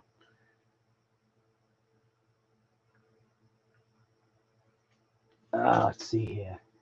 You're gonna make them search? Nice. Right. Chef has the Vice too, right? Chef Beardsley in right. Chef Beardsley's in the car crash series. You know it. Try to shim the spider gear so they will move inwards. Yeah. That's definitely the ticket, especially seeing now that it's really wasted. It's just point blank, my opinion. I found the flaw in the design, and I'm sticking to it.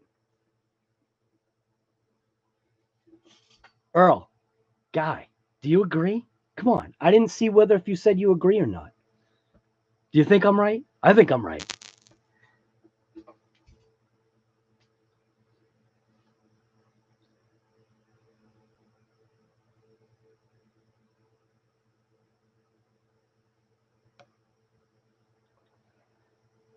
Let's see. What is this comment?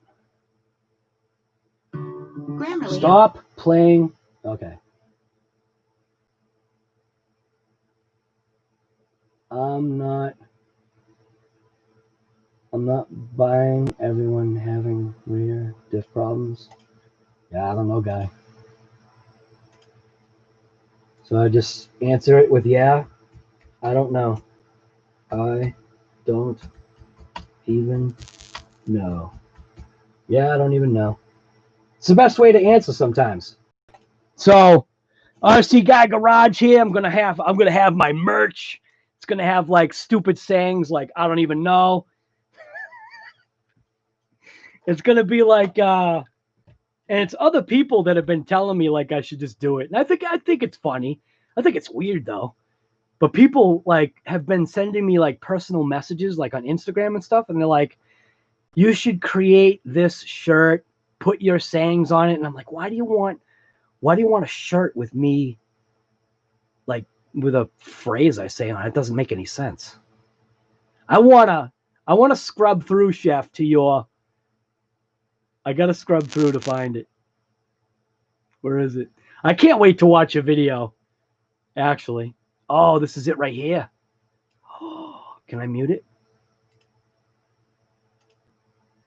Oh, dude! Your camera! What's wrong with you?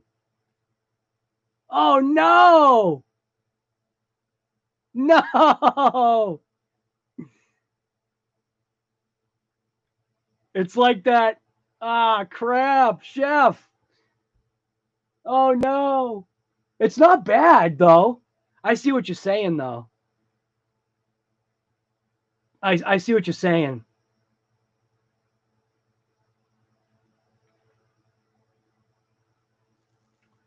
Where is the part of the video? I want to see the hit. Where's the hit?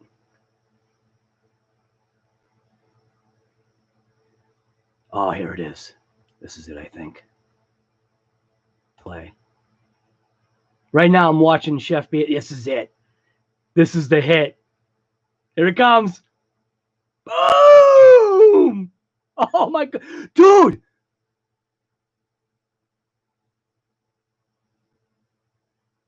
Chef! Dude, your battery pack flew out? Oh, I'm sorry. Dude, that was that hot of a hit? All you guys got to go watch this video. You got to watch this video. That's how hot of a hit it was. I'm sorry if I just ruined it for everybody, but that's shocking. Dude, I can't wait to watch this. Chef, this is actually pretty good. I don't know what you're complaining about. I'm going to watch this video later. Holy crap. Dude, that was awesome. That was a good hit. That was a very good hit. Have you ran your LK? No.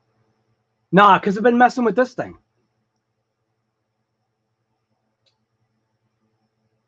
Yes. Oh, yes, you agree. Third time. Sorry. I can't find your answer. You should text me your answer. Hopefully he's slow. Oh, Earl, you got to watch it. All of you guys in chat, go watch Chef's video. Give him a thumbs up. That was worth it. That was definitely worth it. You definitely gave it a good rip, man. For the limited amount that I saw, that was a hit. Dude, that was perfect. Chef, I'm proud of you, guy. There's music too, but you missed a lot because of your crappy... Right.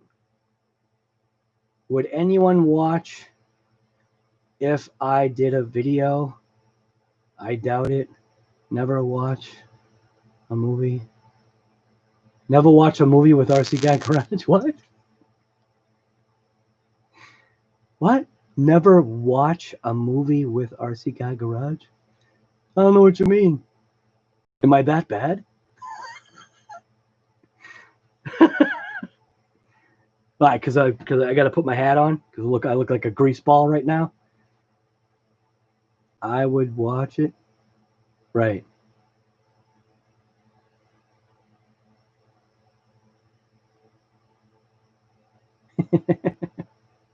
Earl, as the guy will ruin the ending. I'll ruin the ending. What do you mean? Wait a minute. What am I missing here? What am I missing? Just go watch Tony's. There's nothing good over here. Tony's lives are way more better than mine. He's where it's at. Definitely got to go watch Tony's live. So anyways, yeah, that's the way I'm looking at it. I feel that it's obviously the shims aren't going to make a difference. It's not going to work. I just don't. Maybe that's why there's a dragging of the feet getting those new diffs out, because it doesn't work. And I don't know how they didn't. How did they not come across this issue? You know what I mean? Like, are they only using computer-aided design, you know, CAD, to run the program to say, like, this design works? You know how, like, they build stuff now with computers and they could technically test it, you know, with a computer? So, was some setting off on the computer? Because that is definitely convex in there.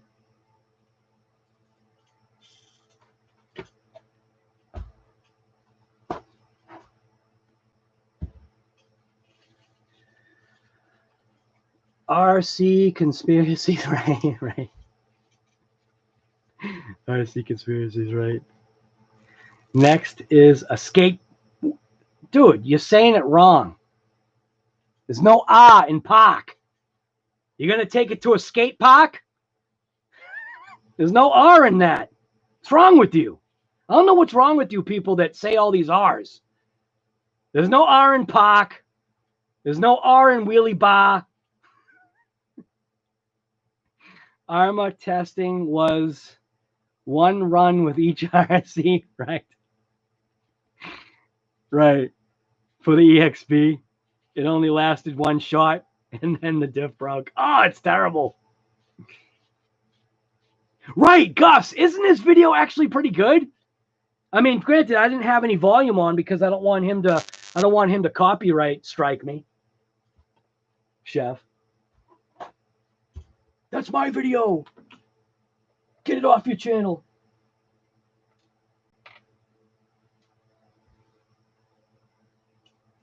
Still pulling rocks out of here. But it looks like insanely, it actually looks like this thing is totally, like, if I had a sun gear, I could probably totally rebuild this whole thing and it wouldn't be an issue. From what I'm seeing, it's going to take a lot of cleaning, but I feel like I could definitely use every piece in here other than this one sun gear right here, which is totally, yeah, that one's blown apart. This one's mint, because this is the one that wasn't getting deflection.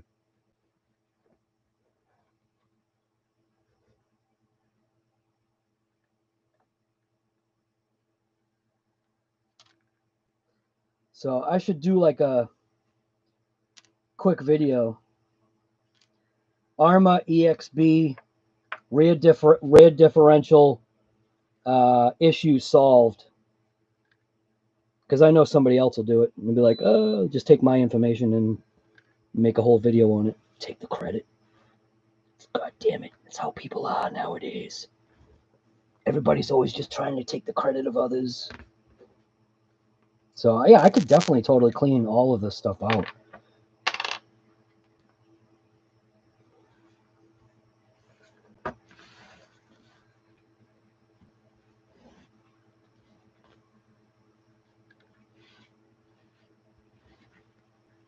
Yeah, I can flush all this out. Lose my little O-ring here.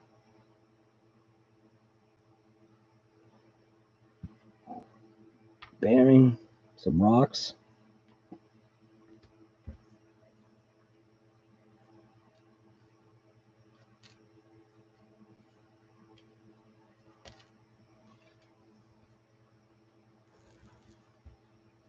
It won't, because the difference in the size of the gears is massively different. So this is their upgraded gear, and it's just a little bit of a size difference between the two gears. So initially what I tried doing before was I thought, hey, that would be great if I could stuff that in there, but the gear like literally won't even fit. You know what I mean? That's why I was hoping to be able to use that other case.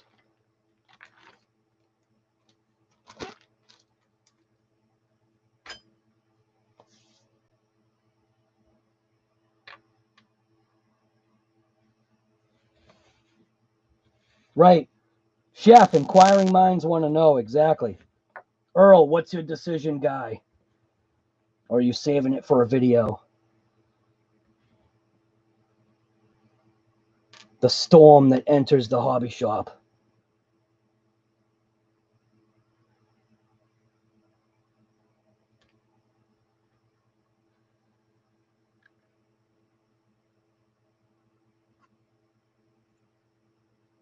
It's going to be a lot of cleanup to get all this junk out of here if I'm going to try and make this usable, but I suppose it'll be worth it. Just get some carb cleaner, clean all these pieces. I do actually think these gears are okay, though. Seems like they are.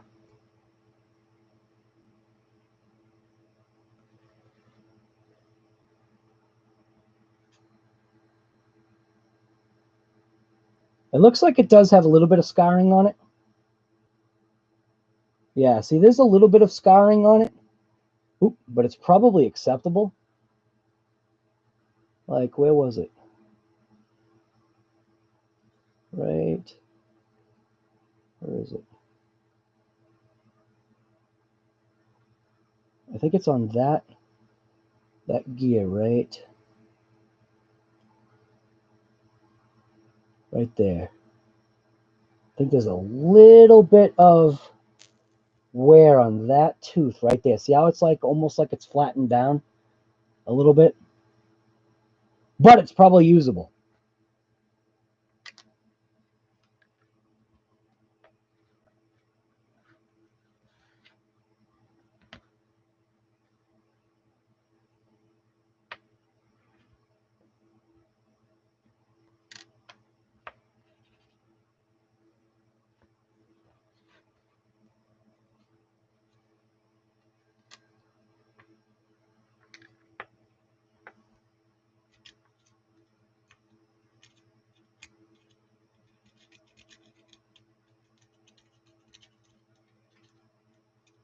Yeah, I could just use brake clean all this junk out of here.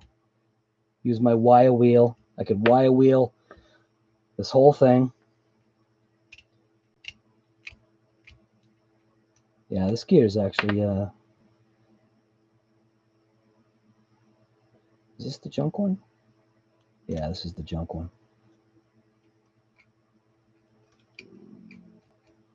But yeah.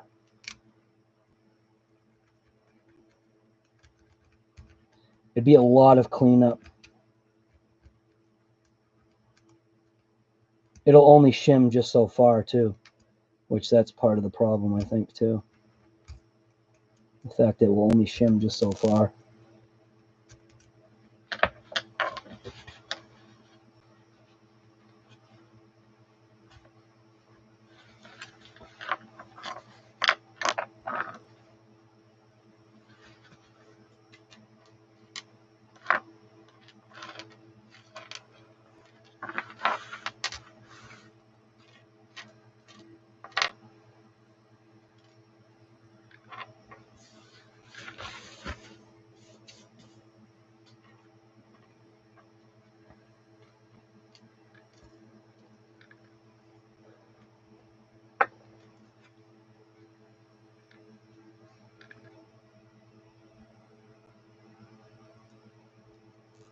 That's exactly what's happening. Because this one, these ones are totally, yeah, these are totally flat. It's exactly what's happening. It's the concaveness of this. Totally 100%. It's almost like I'm going to have to pressure wash this thing. Let's get in there with a pressure washer. From Harbor Freight. Get all this junk out of here. Start over brand new.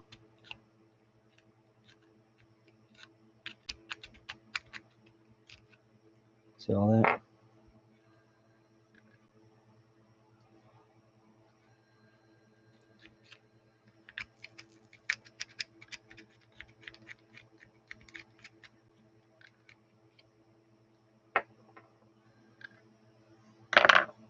I should change the title of this.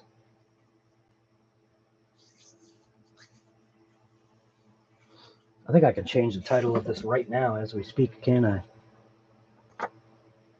I think I can. I think I can go right into Studio and change the title as we speak.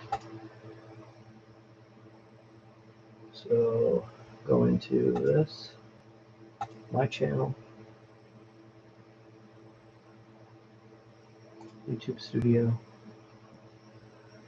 go into videos, go into live, change the title of this.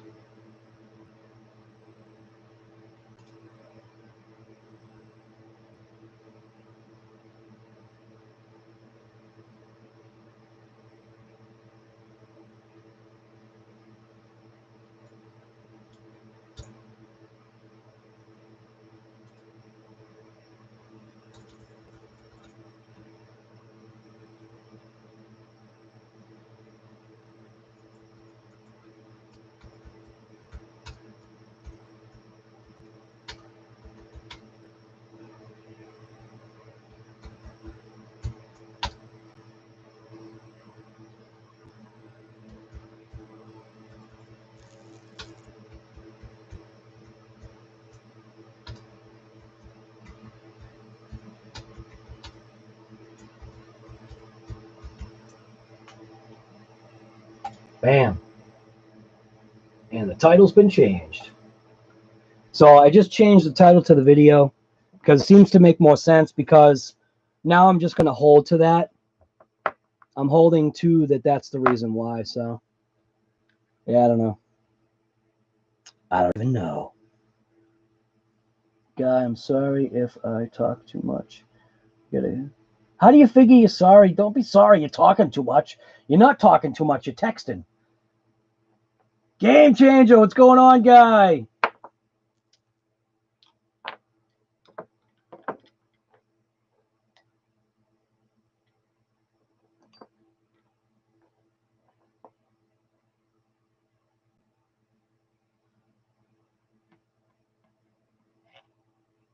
Hey, Game Changer's burning the candle at both ends right now. Game Changer, you burning the candle at both ends again? Guy never, I swear, I'm telling you right now, Game Changer, he doesn't sleep. He really doesn't. He probably gets like 3 hours of sleep a day is my guess. 3, maybe 4. He is trying to change the game. You guys don't even know. Go check out Game Changer RC. He makes an affordable solution to RC cooling. I love it.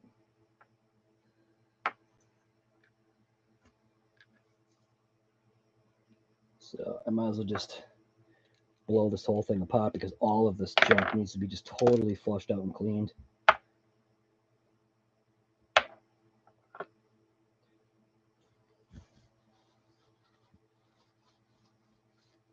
Guy, do you have the right sun gear on the right? No, I got the left one.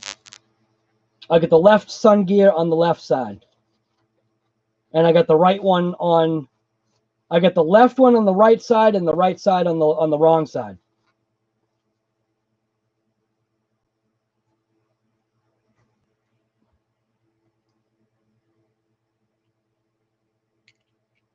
So there is one of those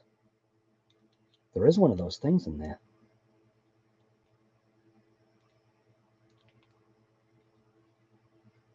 One of those little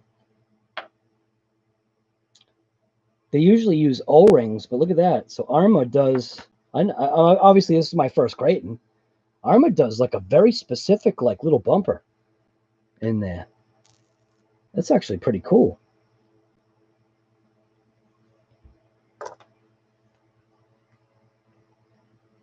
Yes, actually the dishwasher is available to clean all these parts. So just take those parts and you just throw them in the dishwasher and turn it on pot and pan wash, and then try to find them when it's done. Just go in with a magnet. That usually works if you go in with a magnet.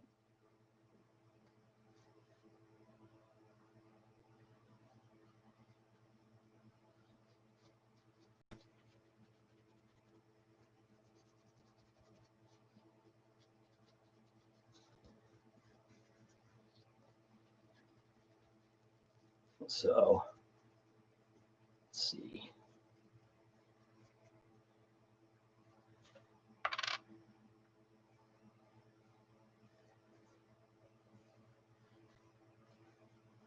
Earl never sleeps. No, he doesn't actually.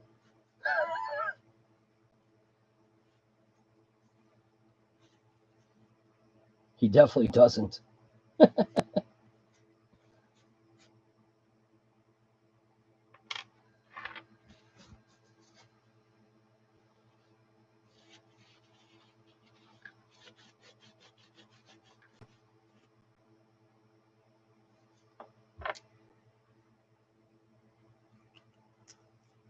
Oh, there's junk all in there.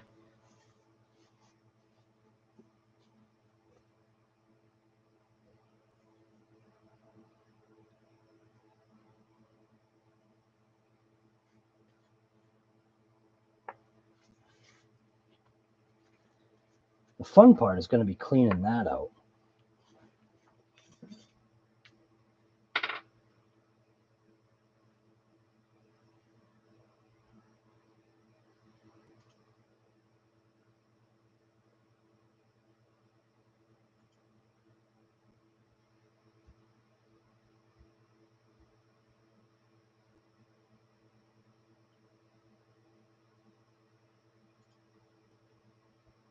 Ow, ow, ow.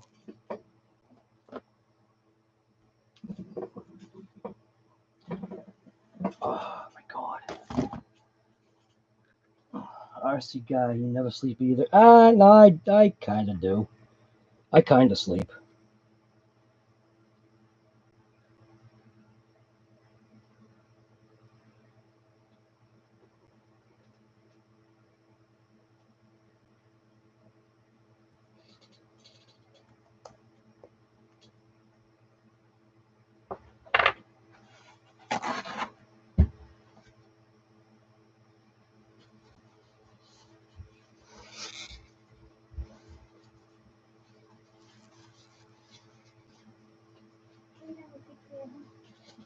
Okay.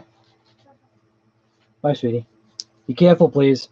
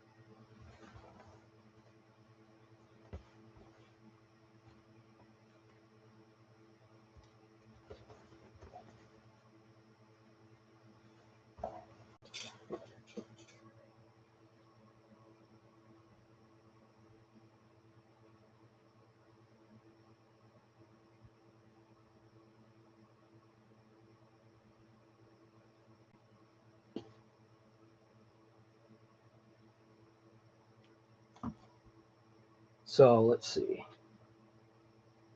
How can I put that in there?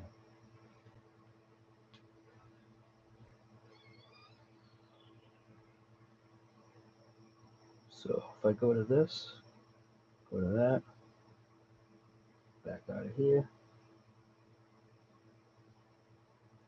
back out of there, back out of there, exit everything out, close, go here, library, close, my videos, live, chat, and then pull up my clipboard,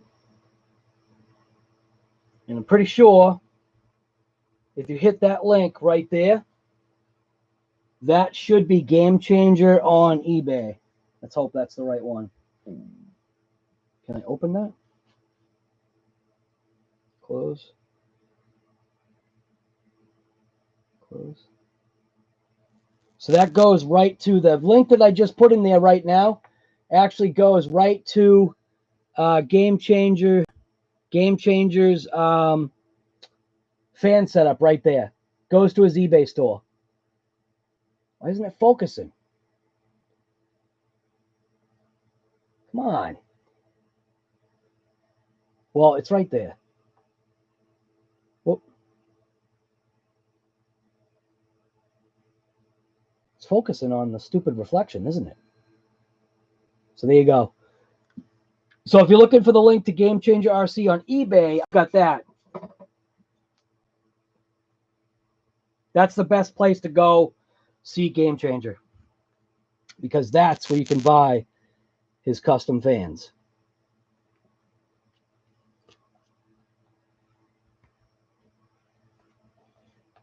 Is this still messed up?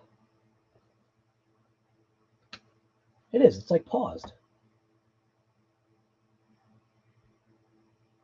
There we go.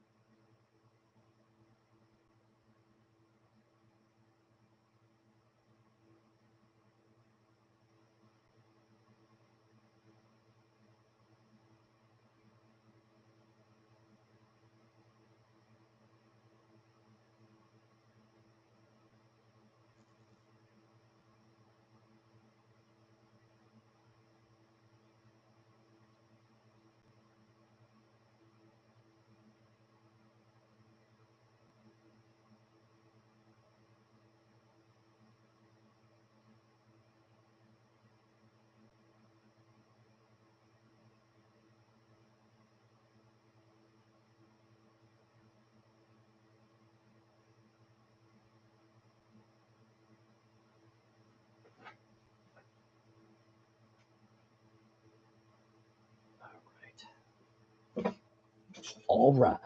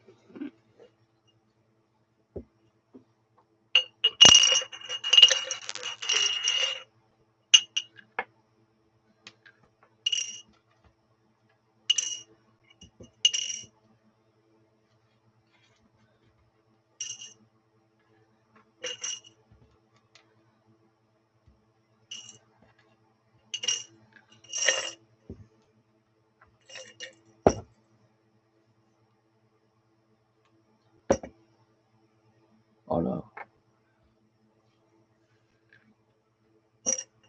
Where'd the bearing go?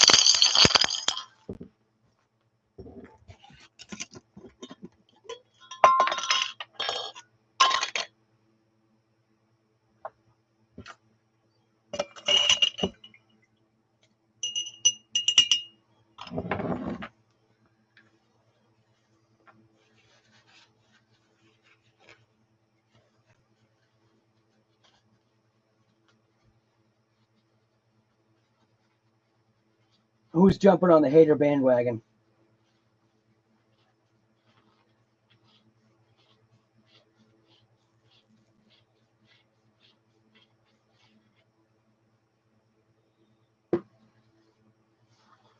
Somebody's on a hater bandwagon now?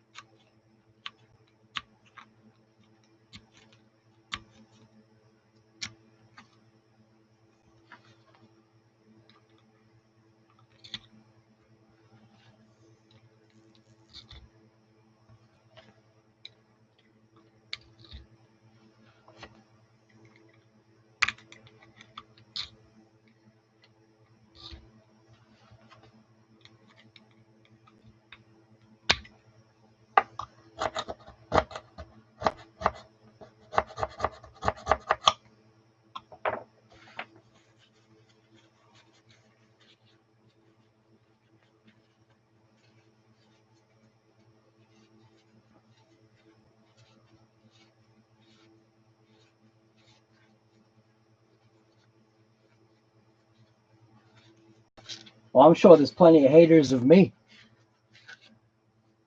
Actually, there was this whole thing that was on the internet about me. I talk too much. Bunch of jokers. Bunch of jokers.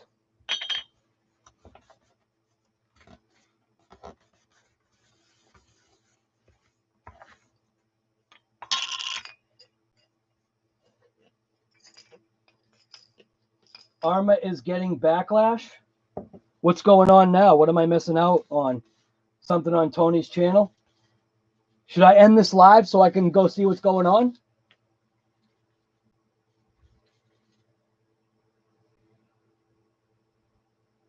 Do I need to end this live so I can see what's going on? What am I missing here?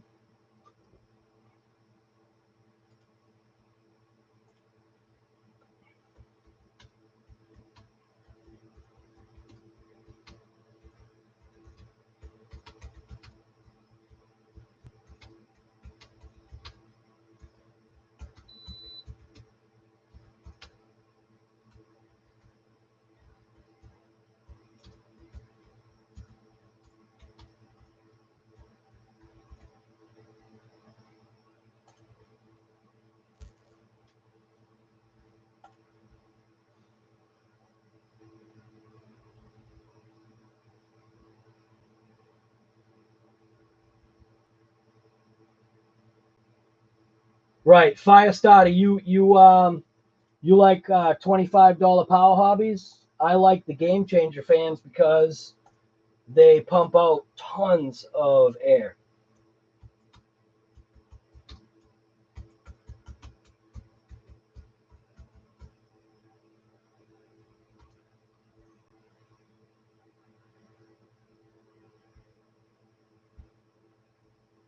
And why can't I find the link? So I'm actually going to put the link right in the comment. Right there. No. Oops. And where is the copy? Click. Add it to my answer. Bam! Game Changer.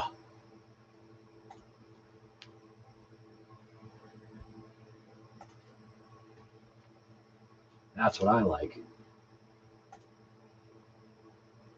You know, shade, you're just filling RCI. Why? What happened? What did I miss? Chef, what did I miss? Guy, just call me. Call me on my phone so I know what I'm missing here, because should I just end this live? Shade Tree said this was a Traxxas car. The backlash would be tenfold. Oh, okay. I thought like I'm missing something on Tony's channel. What's going on with Tony's channel anyway? Anything good over there? How do I go see what he's doing? CCXRC is live. Ah, he's doing a Q&A.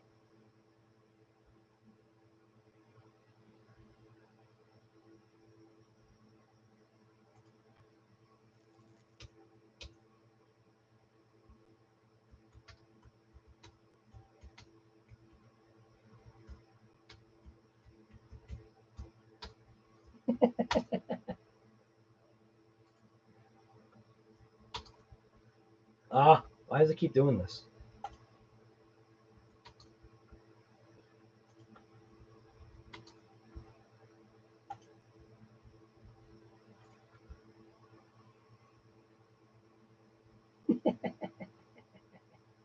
I couldn't even hear Tony if he was talking though, could I?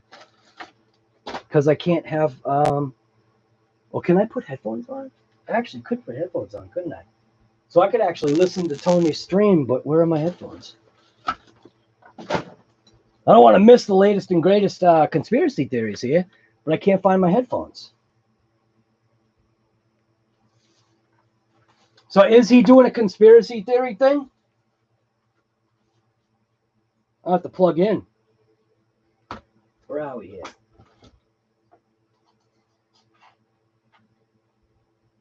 Oh, now I think.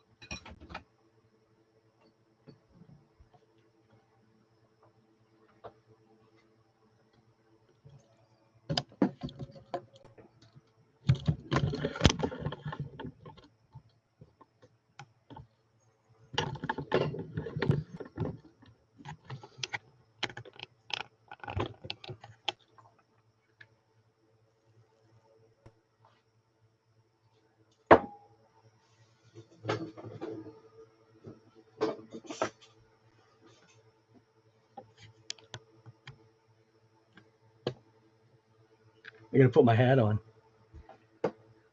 I literally have Tony's stream on in my head.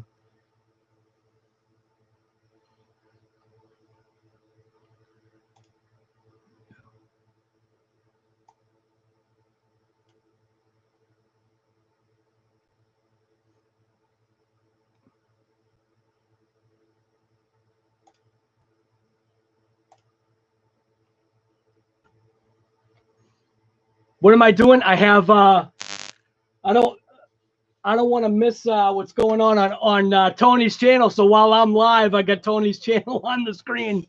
I gotta put my hat on. That way I can do the pot. I can look like I can totally look like CCXRC right now, except I got glasses on. All right, you ready? You ready? So I gotta light my face. See? Look at this. Dude, I am now Tony. I'm CCXRC now. Except I'm rocking the Chevy hat.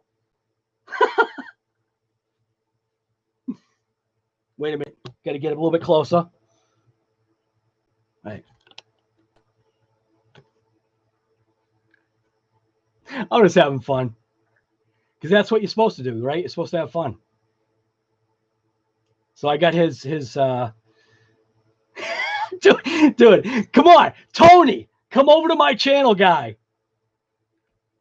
Wait, I'm watching Guy live, right? Watch live. Right, Guy, J.O., you're watching me be live, watching Tony be live. Oh my goodness. Like I said, just having fun. It's funny because I can't hear obviously because of the way this works, I can't hear like my own volume.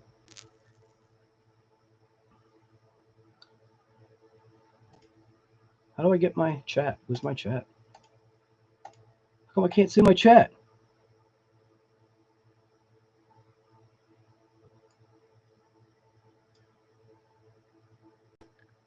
What did I do with the chat?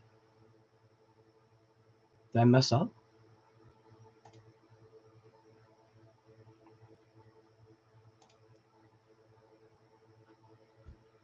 Close. What did I do? Did I break my... Wait a minute. Cancel. Where's my... Did I break this? I think I broke it.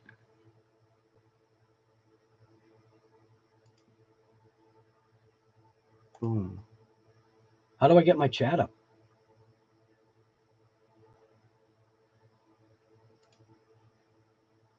I can't see my chat anymore. That's weird.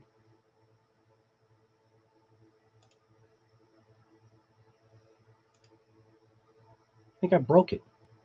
I think I broke it.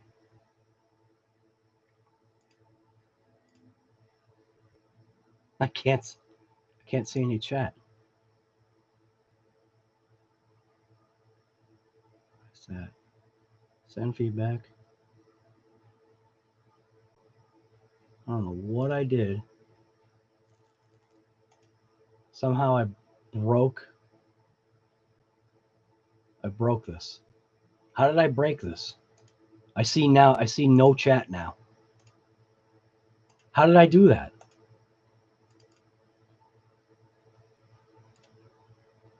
My channel, YouTube. I have no idea what I did other than I think I broke it. Dude, I can't see any chat anymore. How do I get the chat back? What did I do? I don't get it. There it is. I have no idea how I made the chat disappear, but somehow when I went on Tony's live, I made my own chat disappear. That doesn't make any sense. But yes, I'm trying to get Tony's thing back up. Where is it? CCXRC. Live. I'm going to take you and throw you over there.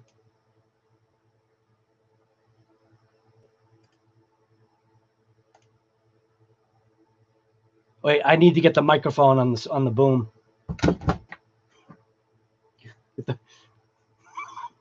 Wait, put my motor in the thing, make it like a microphone. Wait, it's going this way. Wait, here we go. I got the microphone set up right here. Where is it? All right. So how does he have it? Like this? Dude, I'm Tony right now. Anyways, I'm just having some fun. Right, Fog, what's going on, guy? How are you? Fog City.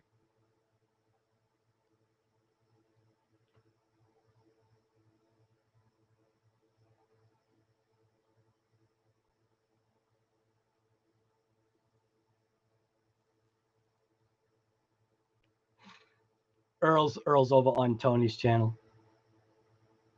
He's got a bunch of people over there. He's got 40 people. No, he's got more than 40 people. He's got 80-something people. We got half of his guys.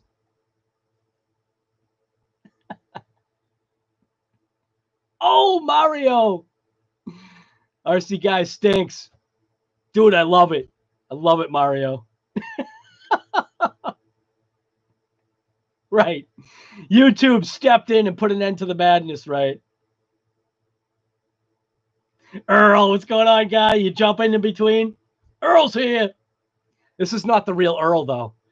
This is the Earl that just has the Earl on the name tag. Mario. What's going on, man? Mario, you keep changing your name like every single time you jump in.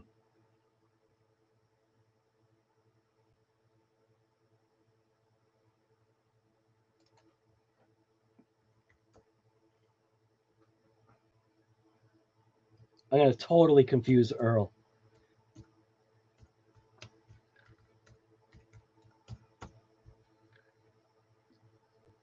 I don't even know how that works. I don't even know how to use the @ symbol.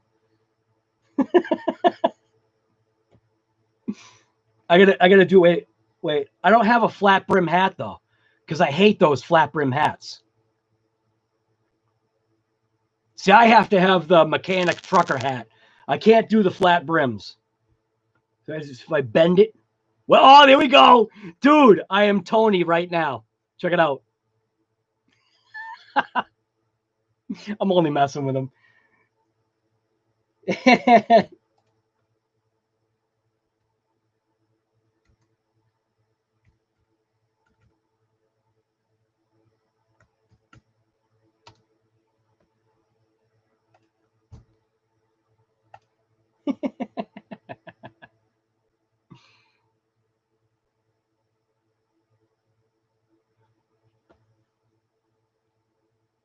Fog, what are you picking up? Your Outcast?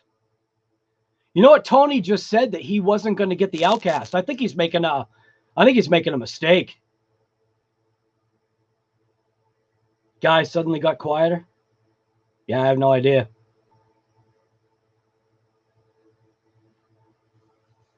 Right, Mitchell's got his Outcast too, right?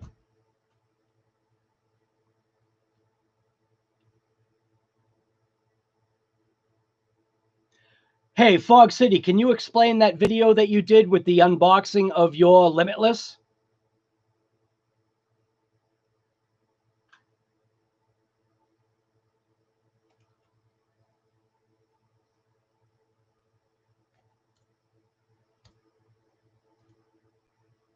How come it's not doing the @ symbol? Oh.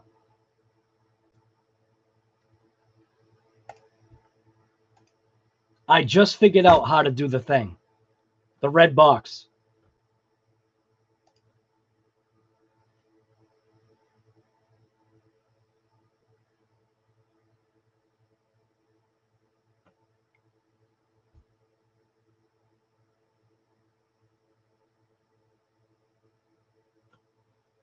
You just got done building your trailer. Did you post pictures on the Facebook site?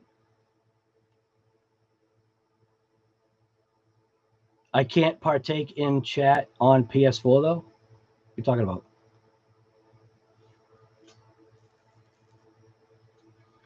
Dude, it's funny. I have 2 live streams going. I've got Tony in my head, and I'm trying to pay attention to my chat. Happy Jack, what's going on, guy?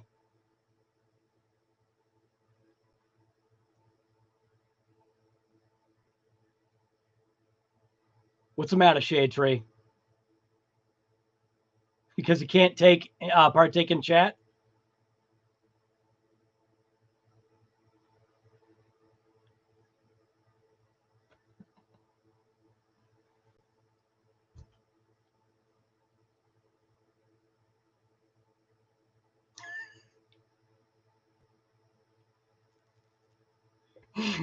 Tony in all our heads, right?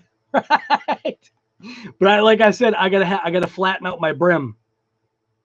I hate those flat brim hats, man. Those flat brim hats drive me nuts. Sup, squirrel? You know it, guy.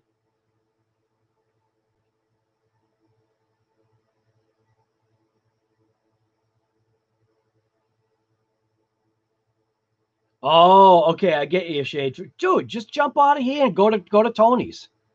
Tony's channel's doing way better, man. He's got more information. My channel right now is nothing. I'm just talking to you guys. That's it.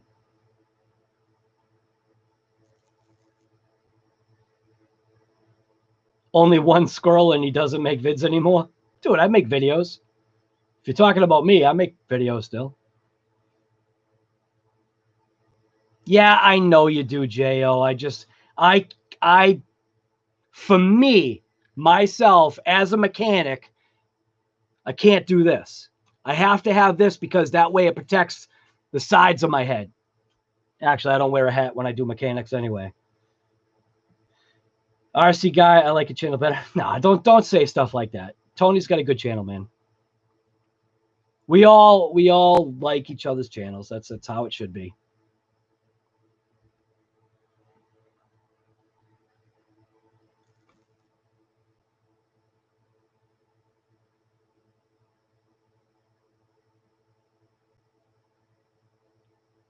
You could care less about who's bigger or smaller. Right.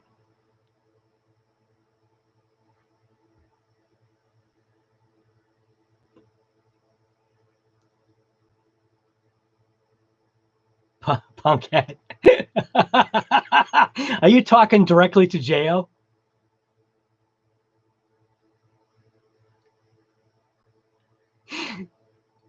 Right now, I should type in Tony's chat, RC Guy Garage or CCXRC. Dude, I would get so much hate right now. RC Guy Garage or CCXRC. I like him. He's fun. But I do have him in my head right now. It's messed up that I'm listening to him. Glad to disappoint. Right. James, what's going on? I'm with you on the flat bills. It's right. Yeah, I do have, I think, an oversized head.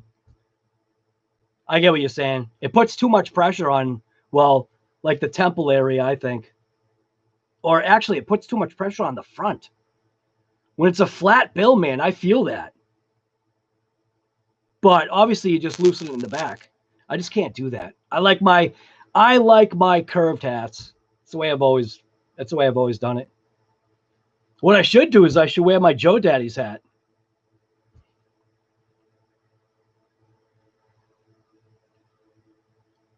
What blocks more sun? Right, a flat brim or one of these? I think these block your eyesight a little bit better. See, like right now, you can see Tony's face is all lit up. I'm hidden. You don't know which way I'm looking.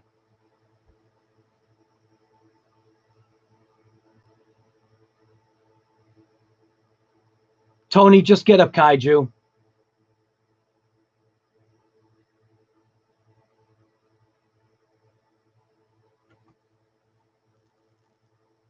Yeah, Tony's a good guy.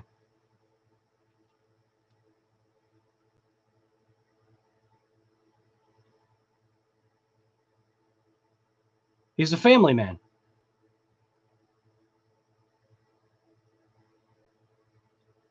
The flat bill keeps the sun out of my eyes when I'm checking my manual to go away.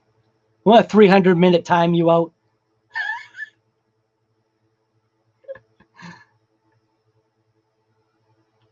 JL, this is like how I've always been. Dude, even in school. When I never mind. I won't even get into it.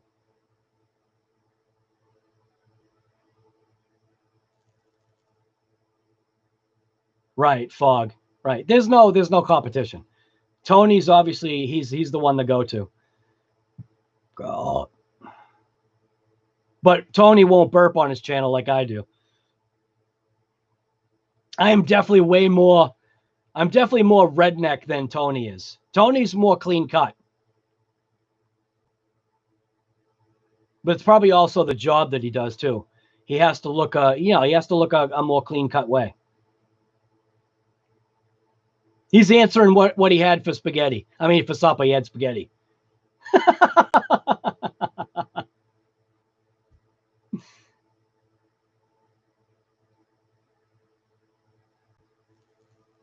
You had a Trash Ninja, what? You had a customer throw a plastic model tank at you? Why? Dude, why did somebody throw a tank at you?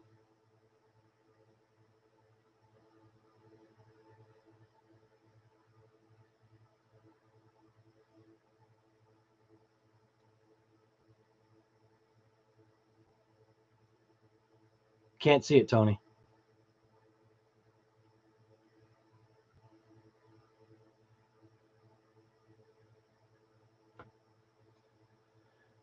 Added the wide kit to my Max, and you're noticing a lot of wheel wobble. Are you getting twisted axles, and that's why you're noticing wobble? Check your axles. Make sure they're not twisting. Fog City, you already know I am.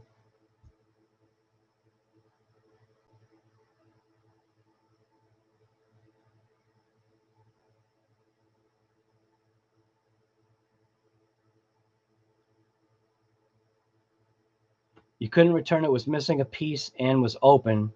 Told me to keep it and left. Wow, but dude, to throw it at you? That's wrong.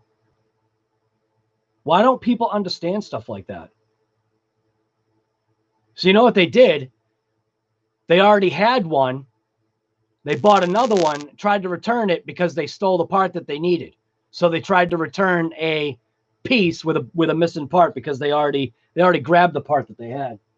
So I've got basically I've got all my gears, my metal gears, just drowning in this cleaner solution.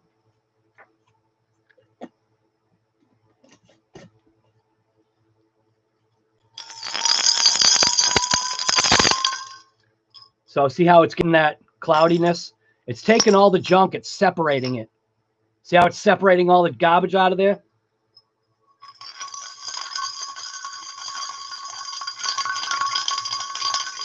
So basically just going to let the gears kind of soak in there.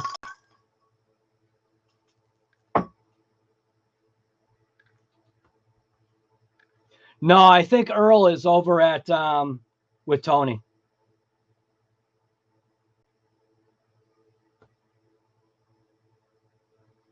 What are we looking at? We're looking at 2.5 hours right now. 38 people still? You guys are nuts. You got to go over to Tony's channel. He's got 88 people over there right now. If all you guys jump out of here and jump onto his channel, he'll top 100. Iced tea. You having an iced tea, Earl? Nice. Guy, what kind of cleaner? Right now it's just an enamel reducer.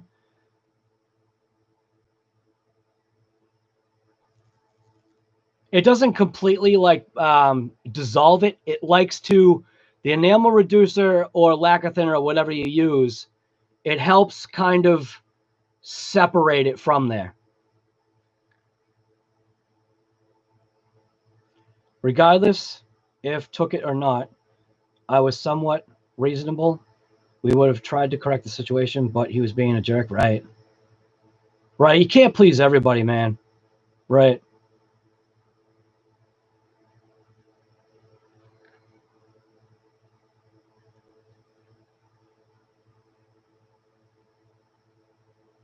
Right.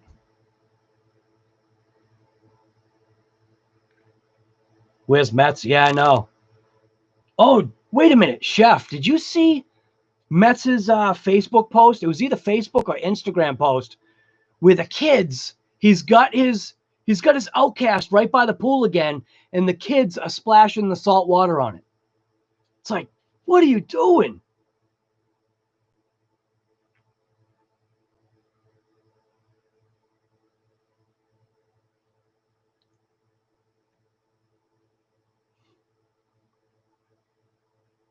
But Chef, did you see that?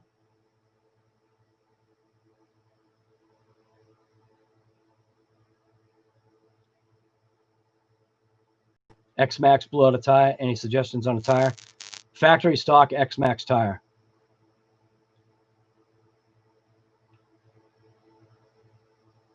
You must have just wore it out. Oh, he did that the day he got it? Oh, man.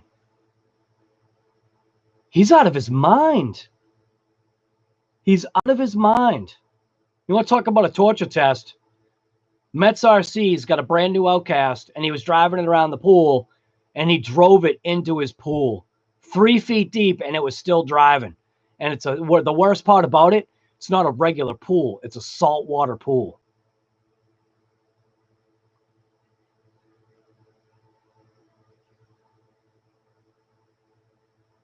Fourth time out and it ripped. Did you hit a rock with it where it compromised the tire? Because I've heard that the XMAXX tires and wheels are actually pretty good. They're lightweight and they get the job done. If you blew a tire, then you probably have to just chalk it up to the fact that you blew a tire. It's kind of like a car, you know? Right, there you go, Power Hobby. There you go. Truck ruined guy.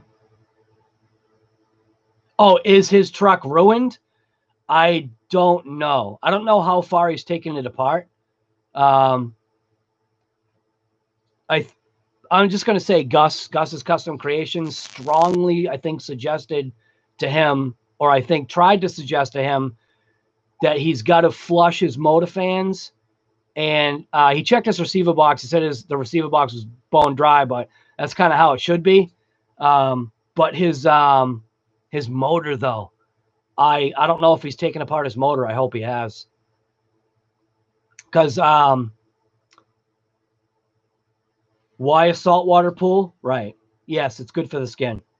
Yep. And I think it's easier to maintain, too. I believe a saltwater pool, chemical-wise, I think is easier to maintain, I believe.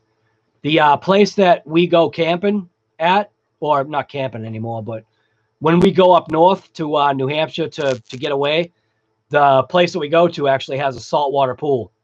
My wife loves it. She says it's definitely a different swim, if that makes sense. Right, there you go. Could also be right. I don't know. I don't know anything about being allergic to chlorine. Chef says it's okay. Right.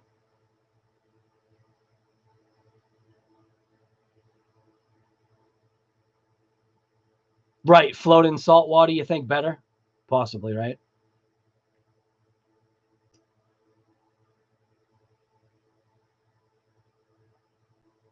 Uh-oh, he's answering Instagram questions. I should go send him a message. You go, why aren't you on RC Guy Garage Live? Give him a hard time. I can send him a message right now. Why aren't you on RC Guy Garage Live? Why are you doing your live? Why aren't you on his? Dude, I love messing with Tony.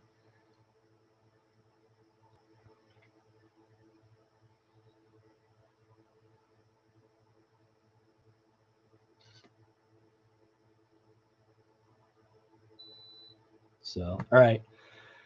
What are we looking at for time? I don't even know what time it is. 10:45. So what do you guys think? Think we should end the chat or end the live stream? Pretty much all it turned into me is just sitting in front of the camera and not wrenching. Stay to a car wash? Dude. Salt water is good for the gears? Yeah. Like a dishwasher, right? A high temp dishwasher, pot and pan mode.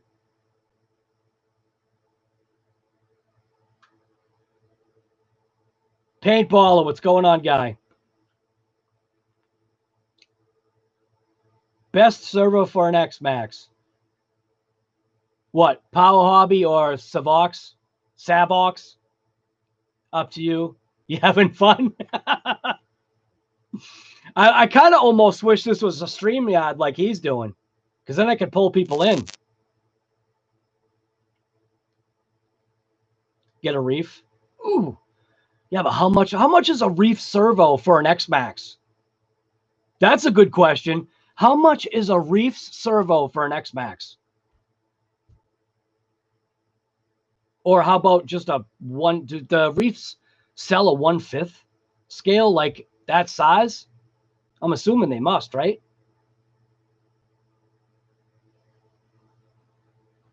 Chef's on vacation and ready to rage. Do it, Fog. Did you see Chef's video on his Outcast, Fog City?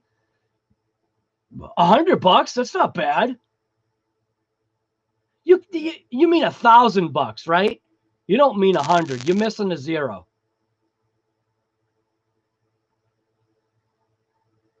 Who should do a live while ripping it? Lives actually don't work. If you're talking to me, Mario, lives just do not work right with action. They get all like digitized. A standard server will be fine. There you go. Trash Ninja's got your back. Fog City, that hit into the curb was unbelievable.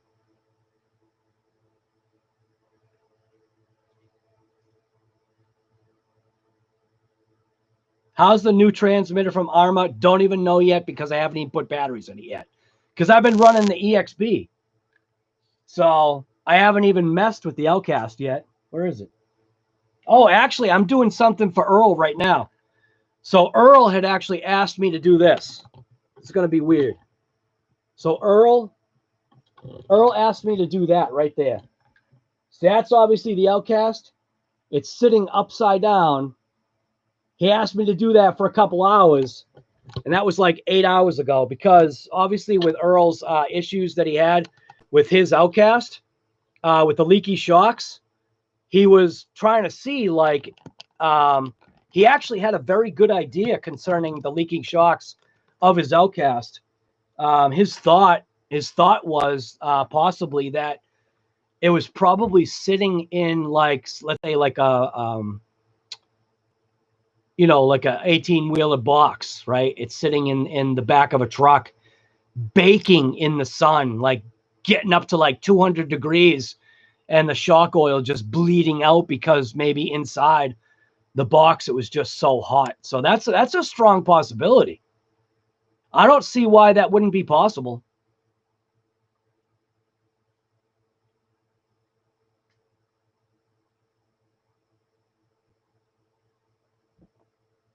Yeah, dude, that was a wild hit.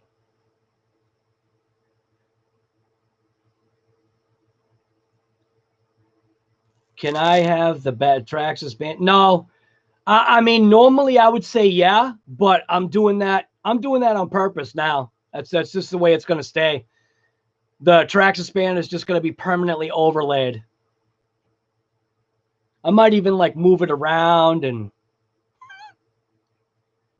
oh, I could use it as a floor mat. How about that?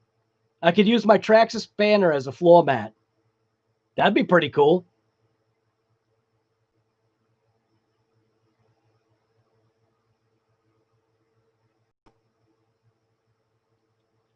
Oh, get out of here, James. I did touch it. I have batteries ready to rip for it, too. See right here? Where are they? Where are my batteries? Oh, right here. So I got some pretty good sized batteries to run in my Outcast 8S. So these batteries right here, these should go nice. These things should make that Outcast rip.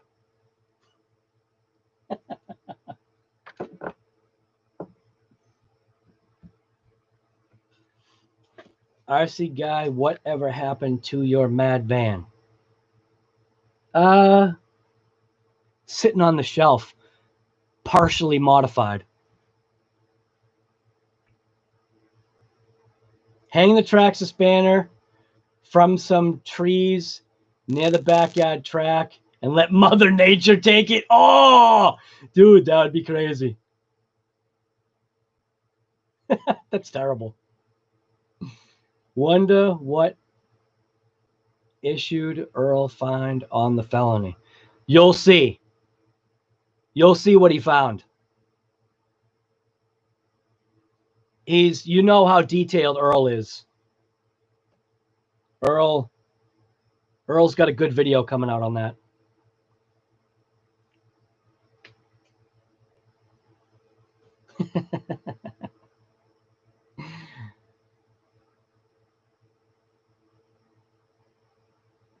Dan, your center diff melted in 6 hours on what? I hate this chair.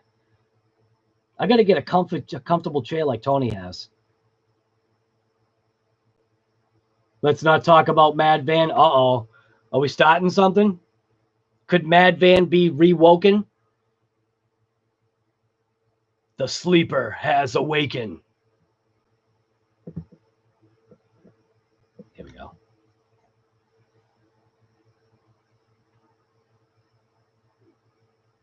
Can't wait to see it finished. Yeah, I can't wait either. Drag van. Drag van. Drag van.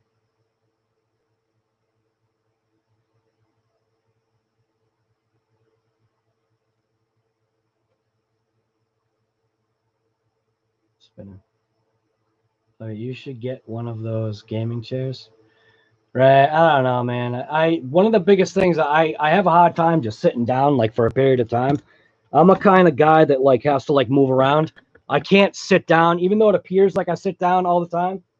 I actually can't. That's why I like this bench, because then I can like stand up. Kind of looks like I'm sitting down right now. Tempur-Pedic makes nice computer. Yeah. Yeah, probably like 1,000. It's just a longer chassis.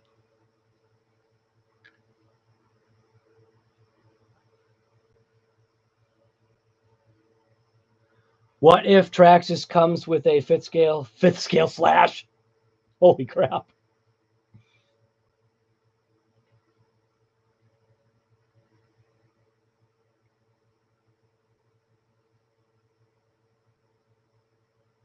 That would be insane.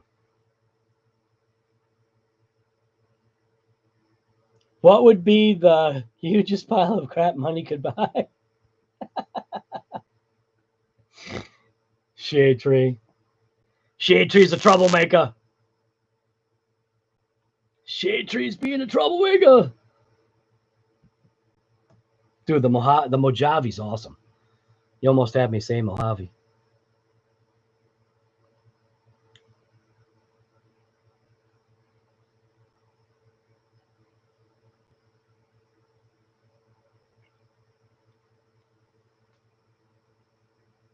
All right. Well, I think I'm going to end this live stream. What are we looking at for time? We're almost coming up on, let's go like this. 5 minutes, I'll end the live stream. That'll make it. I'm going to shut off Tony. So take these foolish things off. I only did it just so I could listen to Tony, just to see like if there was anything good, anything happening, whatever. Nothing I really heard was going on. So we got a couple of vehicles still coming to the channel. I did actually contact Horizon today, and you get the general answer. And the general answer is all 4 vehicles should literally be showing up like right at the same time by the end of the month. So got a laser nut coming. The Big Rock is coming just because of my truck, Big Black. I don't have any of those 3S lines of ARRMAs. So I got the Big Rock because of Big Black. And then laser nut, obviously, because everybody knows that I absolutely love the LOSI Tenacity DB Pro. And it's basically just a bigger DB Pro. And the first thing that I'm axing off of that thing is I'm getting rid of that spare tire. That thing, I mean, I understand the whole scale situation, but that thing does not belong on that vehicle in order for it to perform, in my opinion. From every video, I've only seen 2 videos on the laser nut. I saw CCXRC's video, and then I saw Harley Design. So obviously Tony's video was very cinematic, where Harley Design's video was more technical and less video. You know what I mean? I think he's more of just like a technical technical freak kind of, you know, person. I don't mean that in a bad way. I just mean it's just the way I talk. Then obviously the infraction V2 is coming and the felony. So I just had to. Supposedly ARRMA's not done, which that obviously means that they've got more fifth scales coming, is my guess. They could basically, I'm assuming they could fifth scale everything that they've got, right? Right. So they're probably liking the money that the fifth scales are bringing in. The problem is that obviously we're talking some pretty rough quality control things. If you guys haven't seen Earl's video, he's not too thrilled right now. So, yeah. Chef Beardsley, I don't think Chef Beardsley really had any out-of-the-box issues with his. Nothing to, like, complain about, I don't think. Chef Beardsley did a nice rip video on his channel. I did put the link in the description in there somewhere. I think because he's a moderator, he can go ahead and throw his own link in there. JORC, actually, hopefully he's going to be putting out some videos on his rally car, because JO's got a pretty sick looking rally car going right now. And yeah,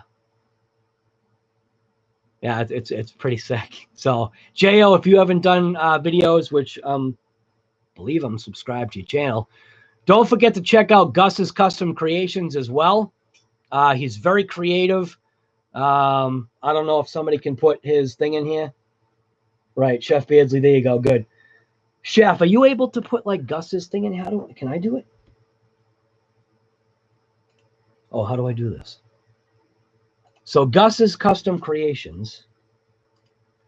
I have to go to subscriptions and go to Gus. I wish I could just literally, I should have like a master sheet of channels to put in chat, because I'm not fast here. So this is Gus's Custom Creations channel. And then we got this guy right here, which I don't think anybody knows who this guy is. Here's another link to go check out right here. Paste that right there. That's Earl Moorhead's channel. Then we've got, who else do we got here? We got this guy right here. Hopefully this works. Copy. Gotta go check out this guy right here. And then who else can I throw in there? Where is, so this guy right here. Go check out this guy's channel. Copy. Here. Paste. Bam. And then Jo. Where's Jo? Right here. Where are we? Right there. Copy. Bam. Oops, I didn't hit enter. Bam. Paste. Boom. Just like literally a whole bunch of channels to go check out. I'll even throw this one in here. Right here. Bam. Bam. Paste. Bam. So I just spammed the chat with a whole bunch of just channels just to go check out. They're just people that I kind of like already know. And then if you want anything mechanics, you better go check out this guy. So this is a buddy of mine, Joe Daddy's Garage. If you want to know, you like, go check out if you're into cars, go check out this channel right here. That's Joe Daddy's Garage. So it probably doesn't even show up the right way. So anyways, we already went over that mark. We're at 3 hours and 2 minutes, 16, 17 seconds. I'm just going to end the live stream right where we are. We got Mario. We got RC Guy Garage is here. We got, what is this name? Sir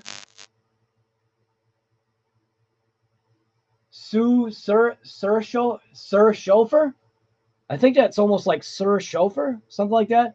We got J.O., Chef Beardsley, Shade Tree. We got RC Guy Garage. We got Jason's here, Trash Ninja. Let's see. Who else? Fog City. Pick yours up tomorrow. Nice, man. We got AZRC. Who else here? Mitchell's RC. And looks like Frank Sluga. Paintballer.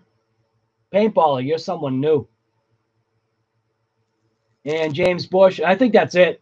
So, anyways, everybody get out there and rip it. Basically, what was the whole thing about today? It was basically finding out and resolving the issue that the EXB, my personal opinion, where the EXB is having its issues from that rear diff. I'm not part of, ARRMA's technical, support thing or whatever you want to call it, their design team. But I know a thing or two because I've seen a thing or two. And even with the proper shims in place, it's not going to work. Point blank, 100%. With the shims in place, let's just say this then. I don't know what Duper Dash did with his EXB in order to make it survive as long as he did.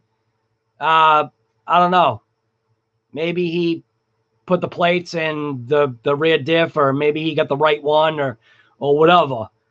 But I'm fairly confident that from what I see, at least with my possibly defective differential, which I don't believe it's defective. I just believe, like, from what I'm seeing, that is what I'm going with on my EXB.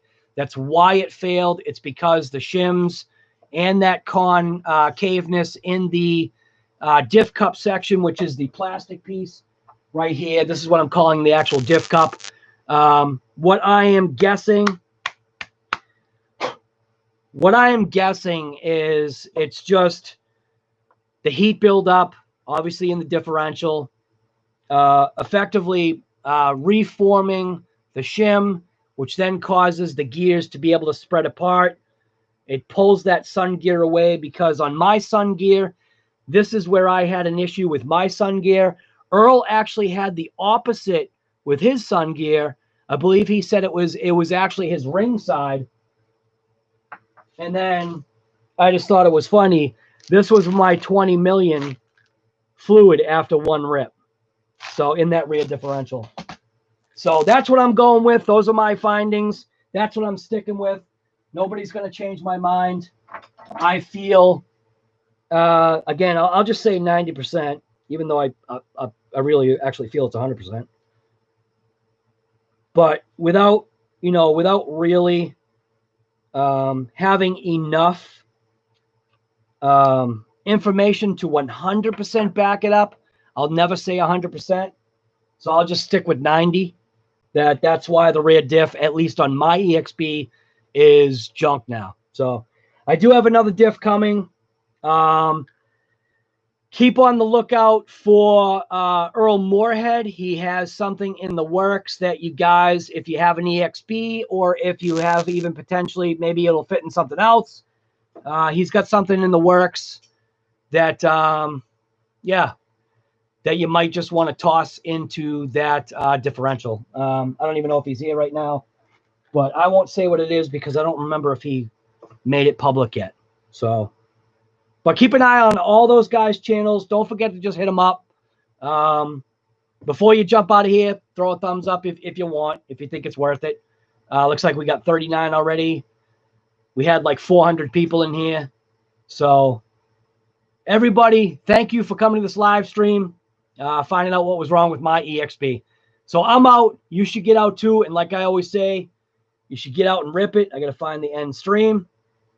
And couple of things happening for the channel. Number one, a complete teardown of 2 vehicles that I have. The ARRMA Mojave and the DBXL-E and the DB Pro. Those 2 vehicles have been flawless. The DB Pro, the only reason why I am taking that apart right now is because I've abused it and I haven't done any maintenance. And the Mojave, I have no idea how the ARRMA Mojave that I own is still kicking. I really don't.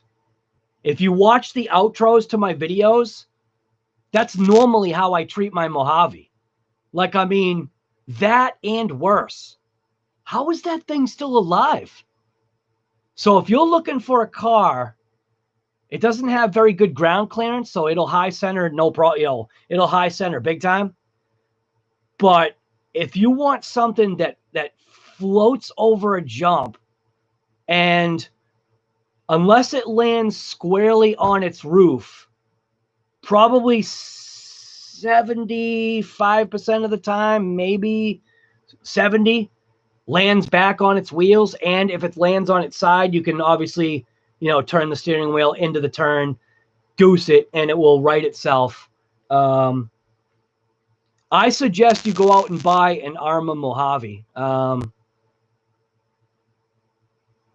It's a couple of bucks, but it's definitely a vehicle that, man, Earl said to me that I need, because he already knew that I had, well, I call it a Mojave. So, but I'm calling it a Mojave now so that people know what I'm talking about. So Earl said to me that a Traxxas XMAXX is kind of, if you're into RC, like he knows that I am, if you're into RC, the Traxxas XMAXX is kind of like a vehicle that you really should consider having in your collection. What I will say to that, and granted, I love the DB Pro, the Mojave is my recommendation to have in your collection. The Mojave is unbelievable. And wait till you see what I'm doing with my Mojave. I'm not even going to show you. It's literally right there. It's right next to my Mad Van. It is on the shelf that basically is my work on shelf. It's my work on vehicle shelf. So I have a shelf that I have vehicles that are currently like I actually do have a little bit of organization. So I got a shelf that has vehicles that are under that like construction phase. And that way, like, I know when I'm done, I take them off this bench so I can like do that. I keep them over there. I have no issue. My Mojave is being turned into a monster Mojave Mini. So wait till you see it. It's coming out mint. But the teardown video to that is coming. I've been doing like a lot of mocking up of stuff because that's something that's fairly important, because when you change an RC, there's a lot that goes into, you can't just take tires and wheels and just slap it on and be fine with it. So my Mojave's going through a transformation. Mad Van's going through a transformation. And I've also got my VT and my Hobao EPX. They're on the bottom shelf because that's where the road cars go. But my UDR is still in pieces. I don't have a problem leaving the car in pieces. It's just whatever. I just don't care.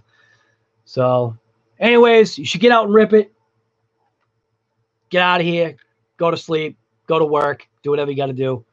I'm out. Thank you guys for coming to this live stream from Monster Guy Garage. And I'm just going to end it right here.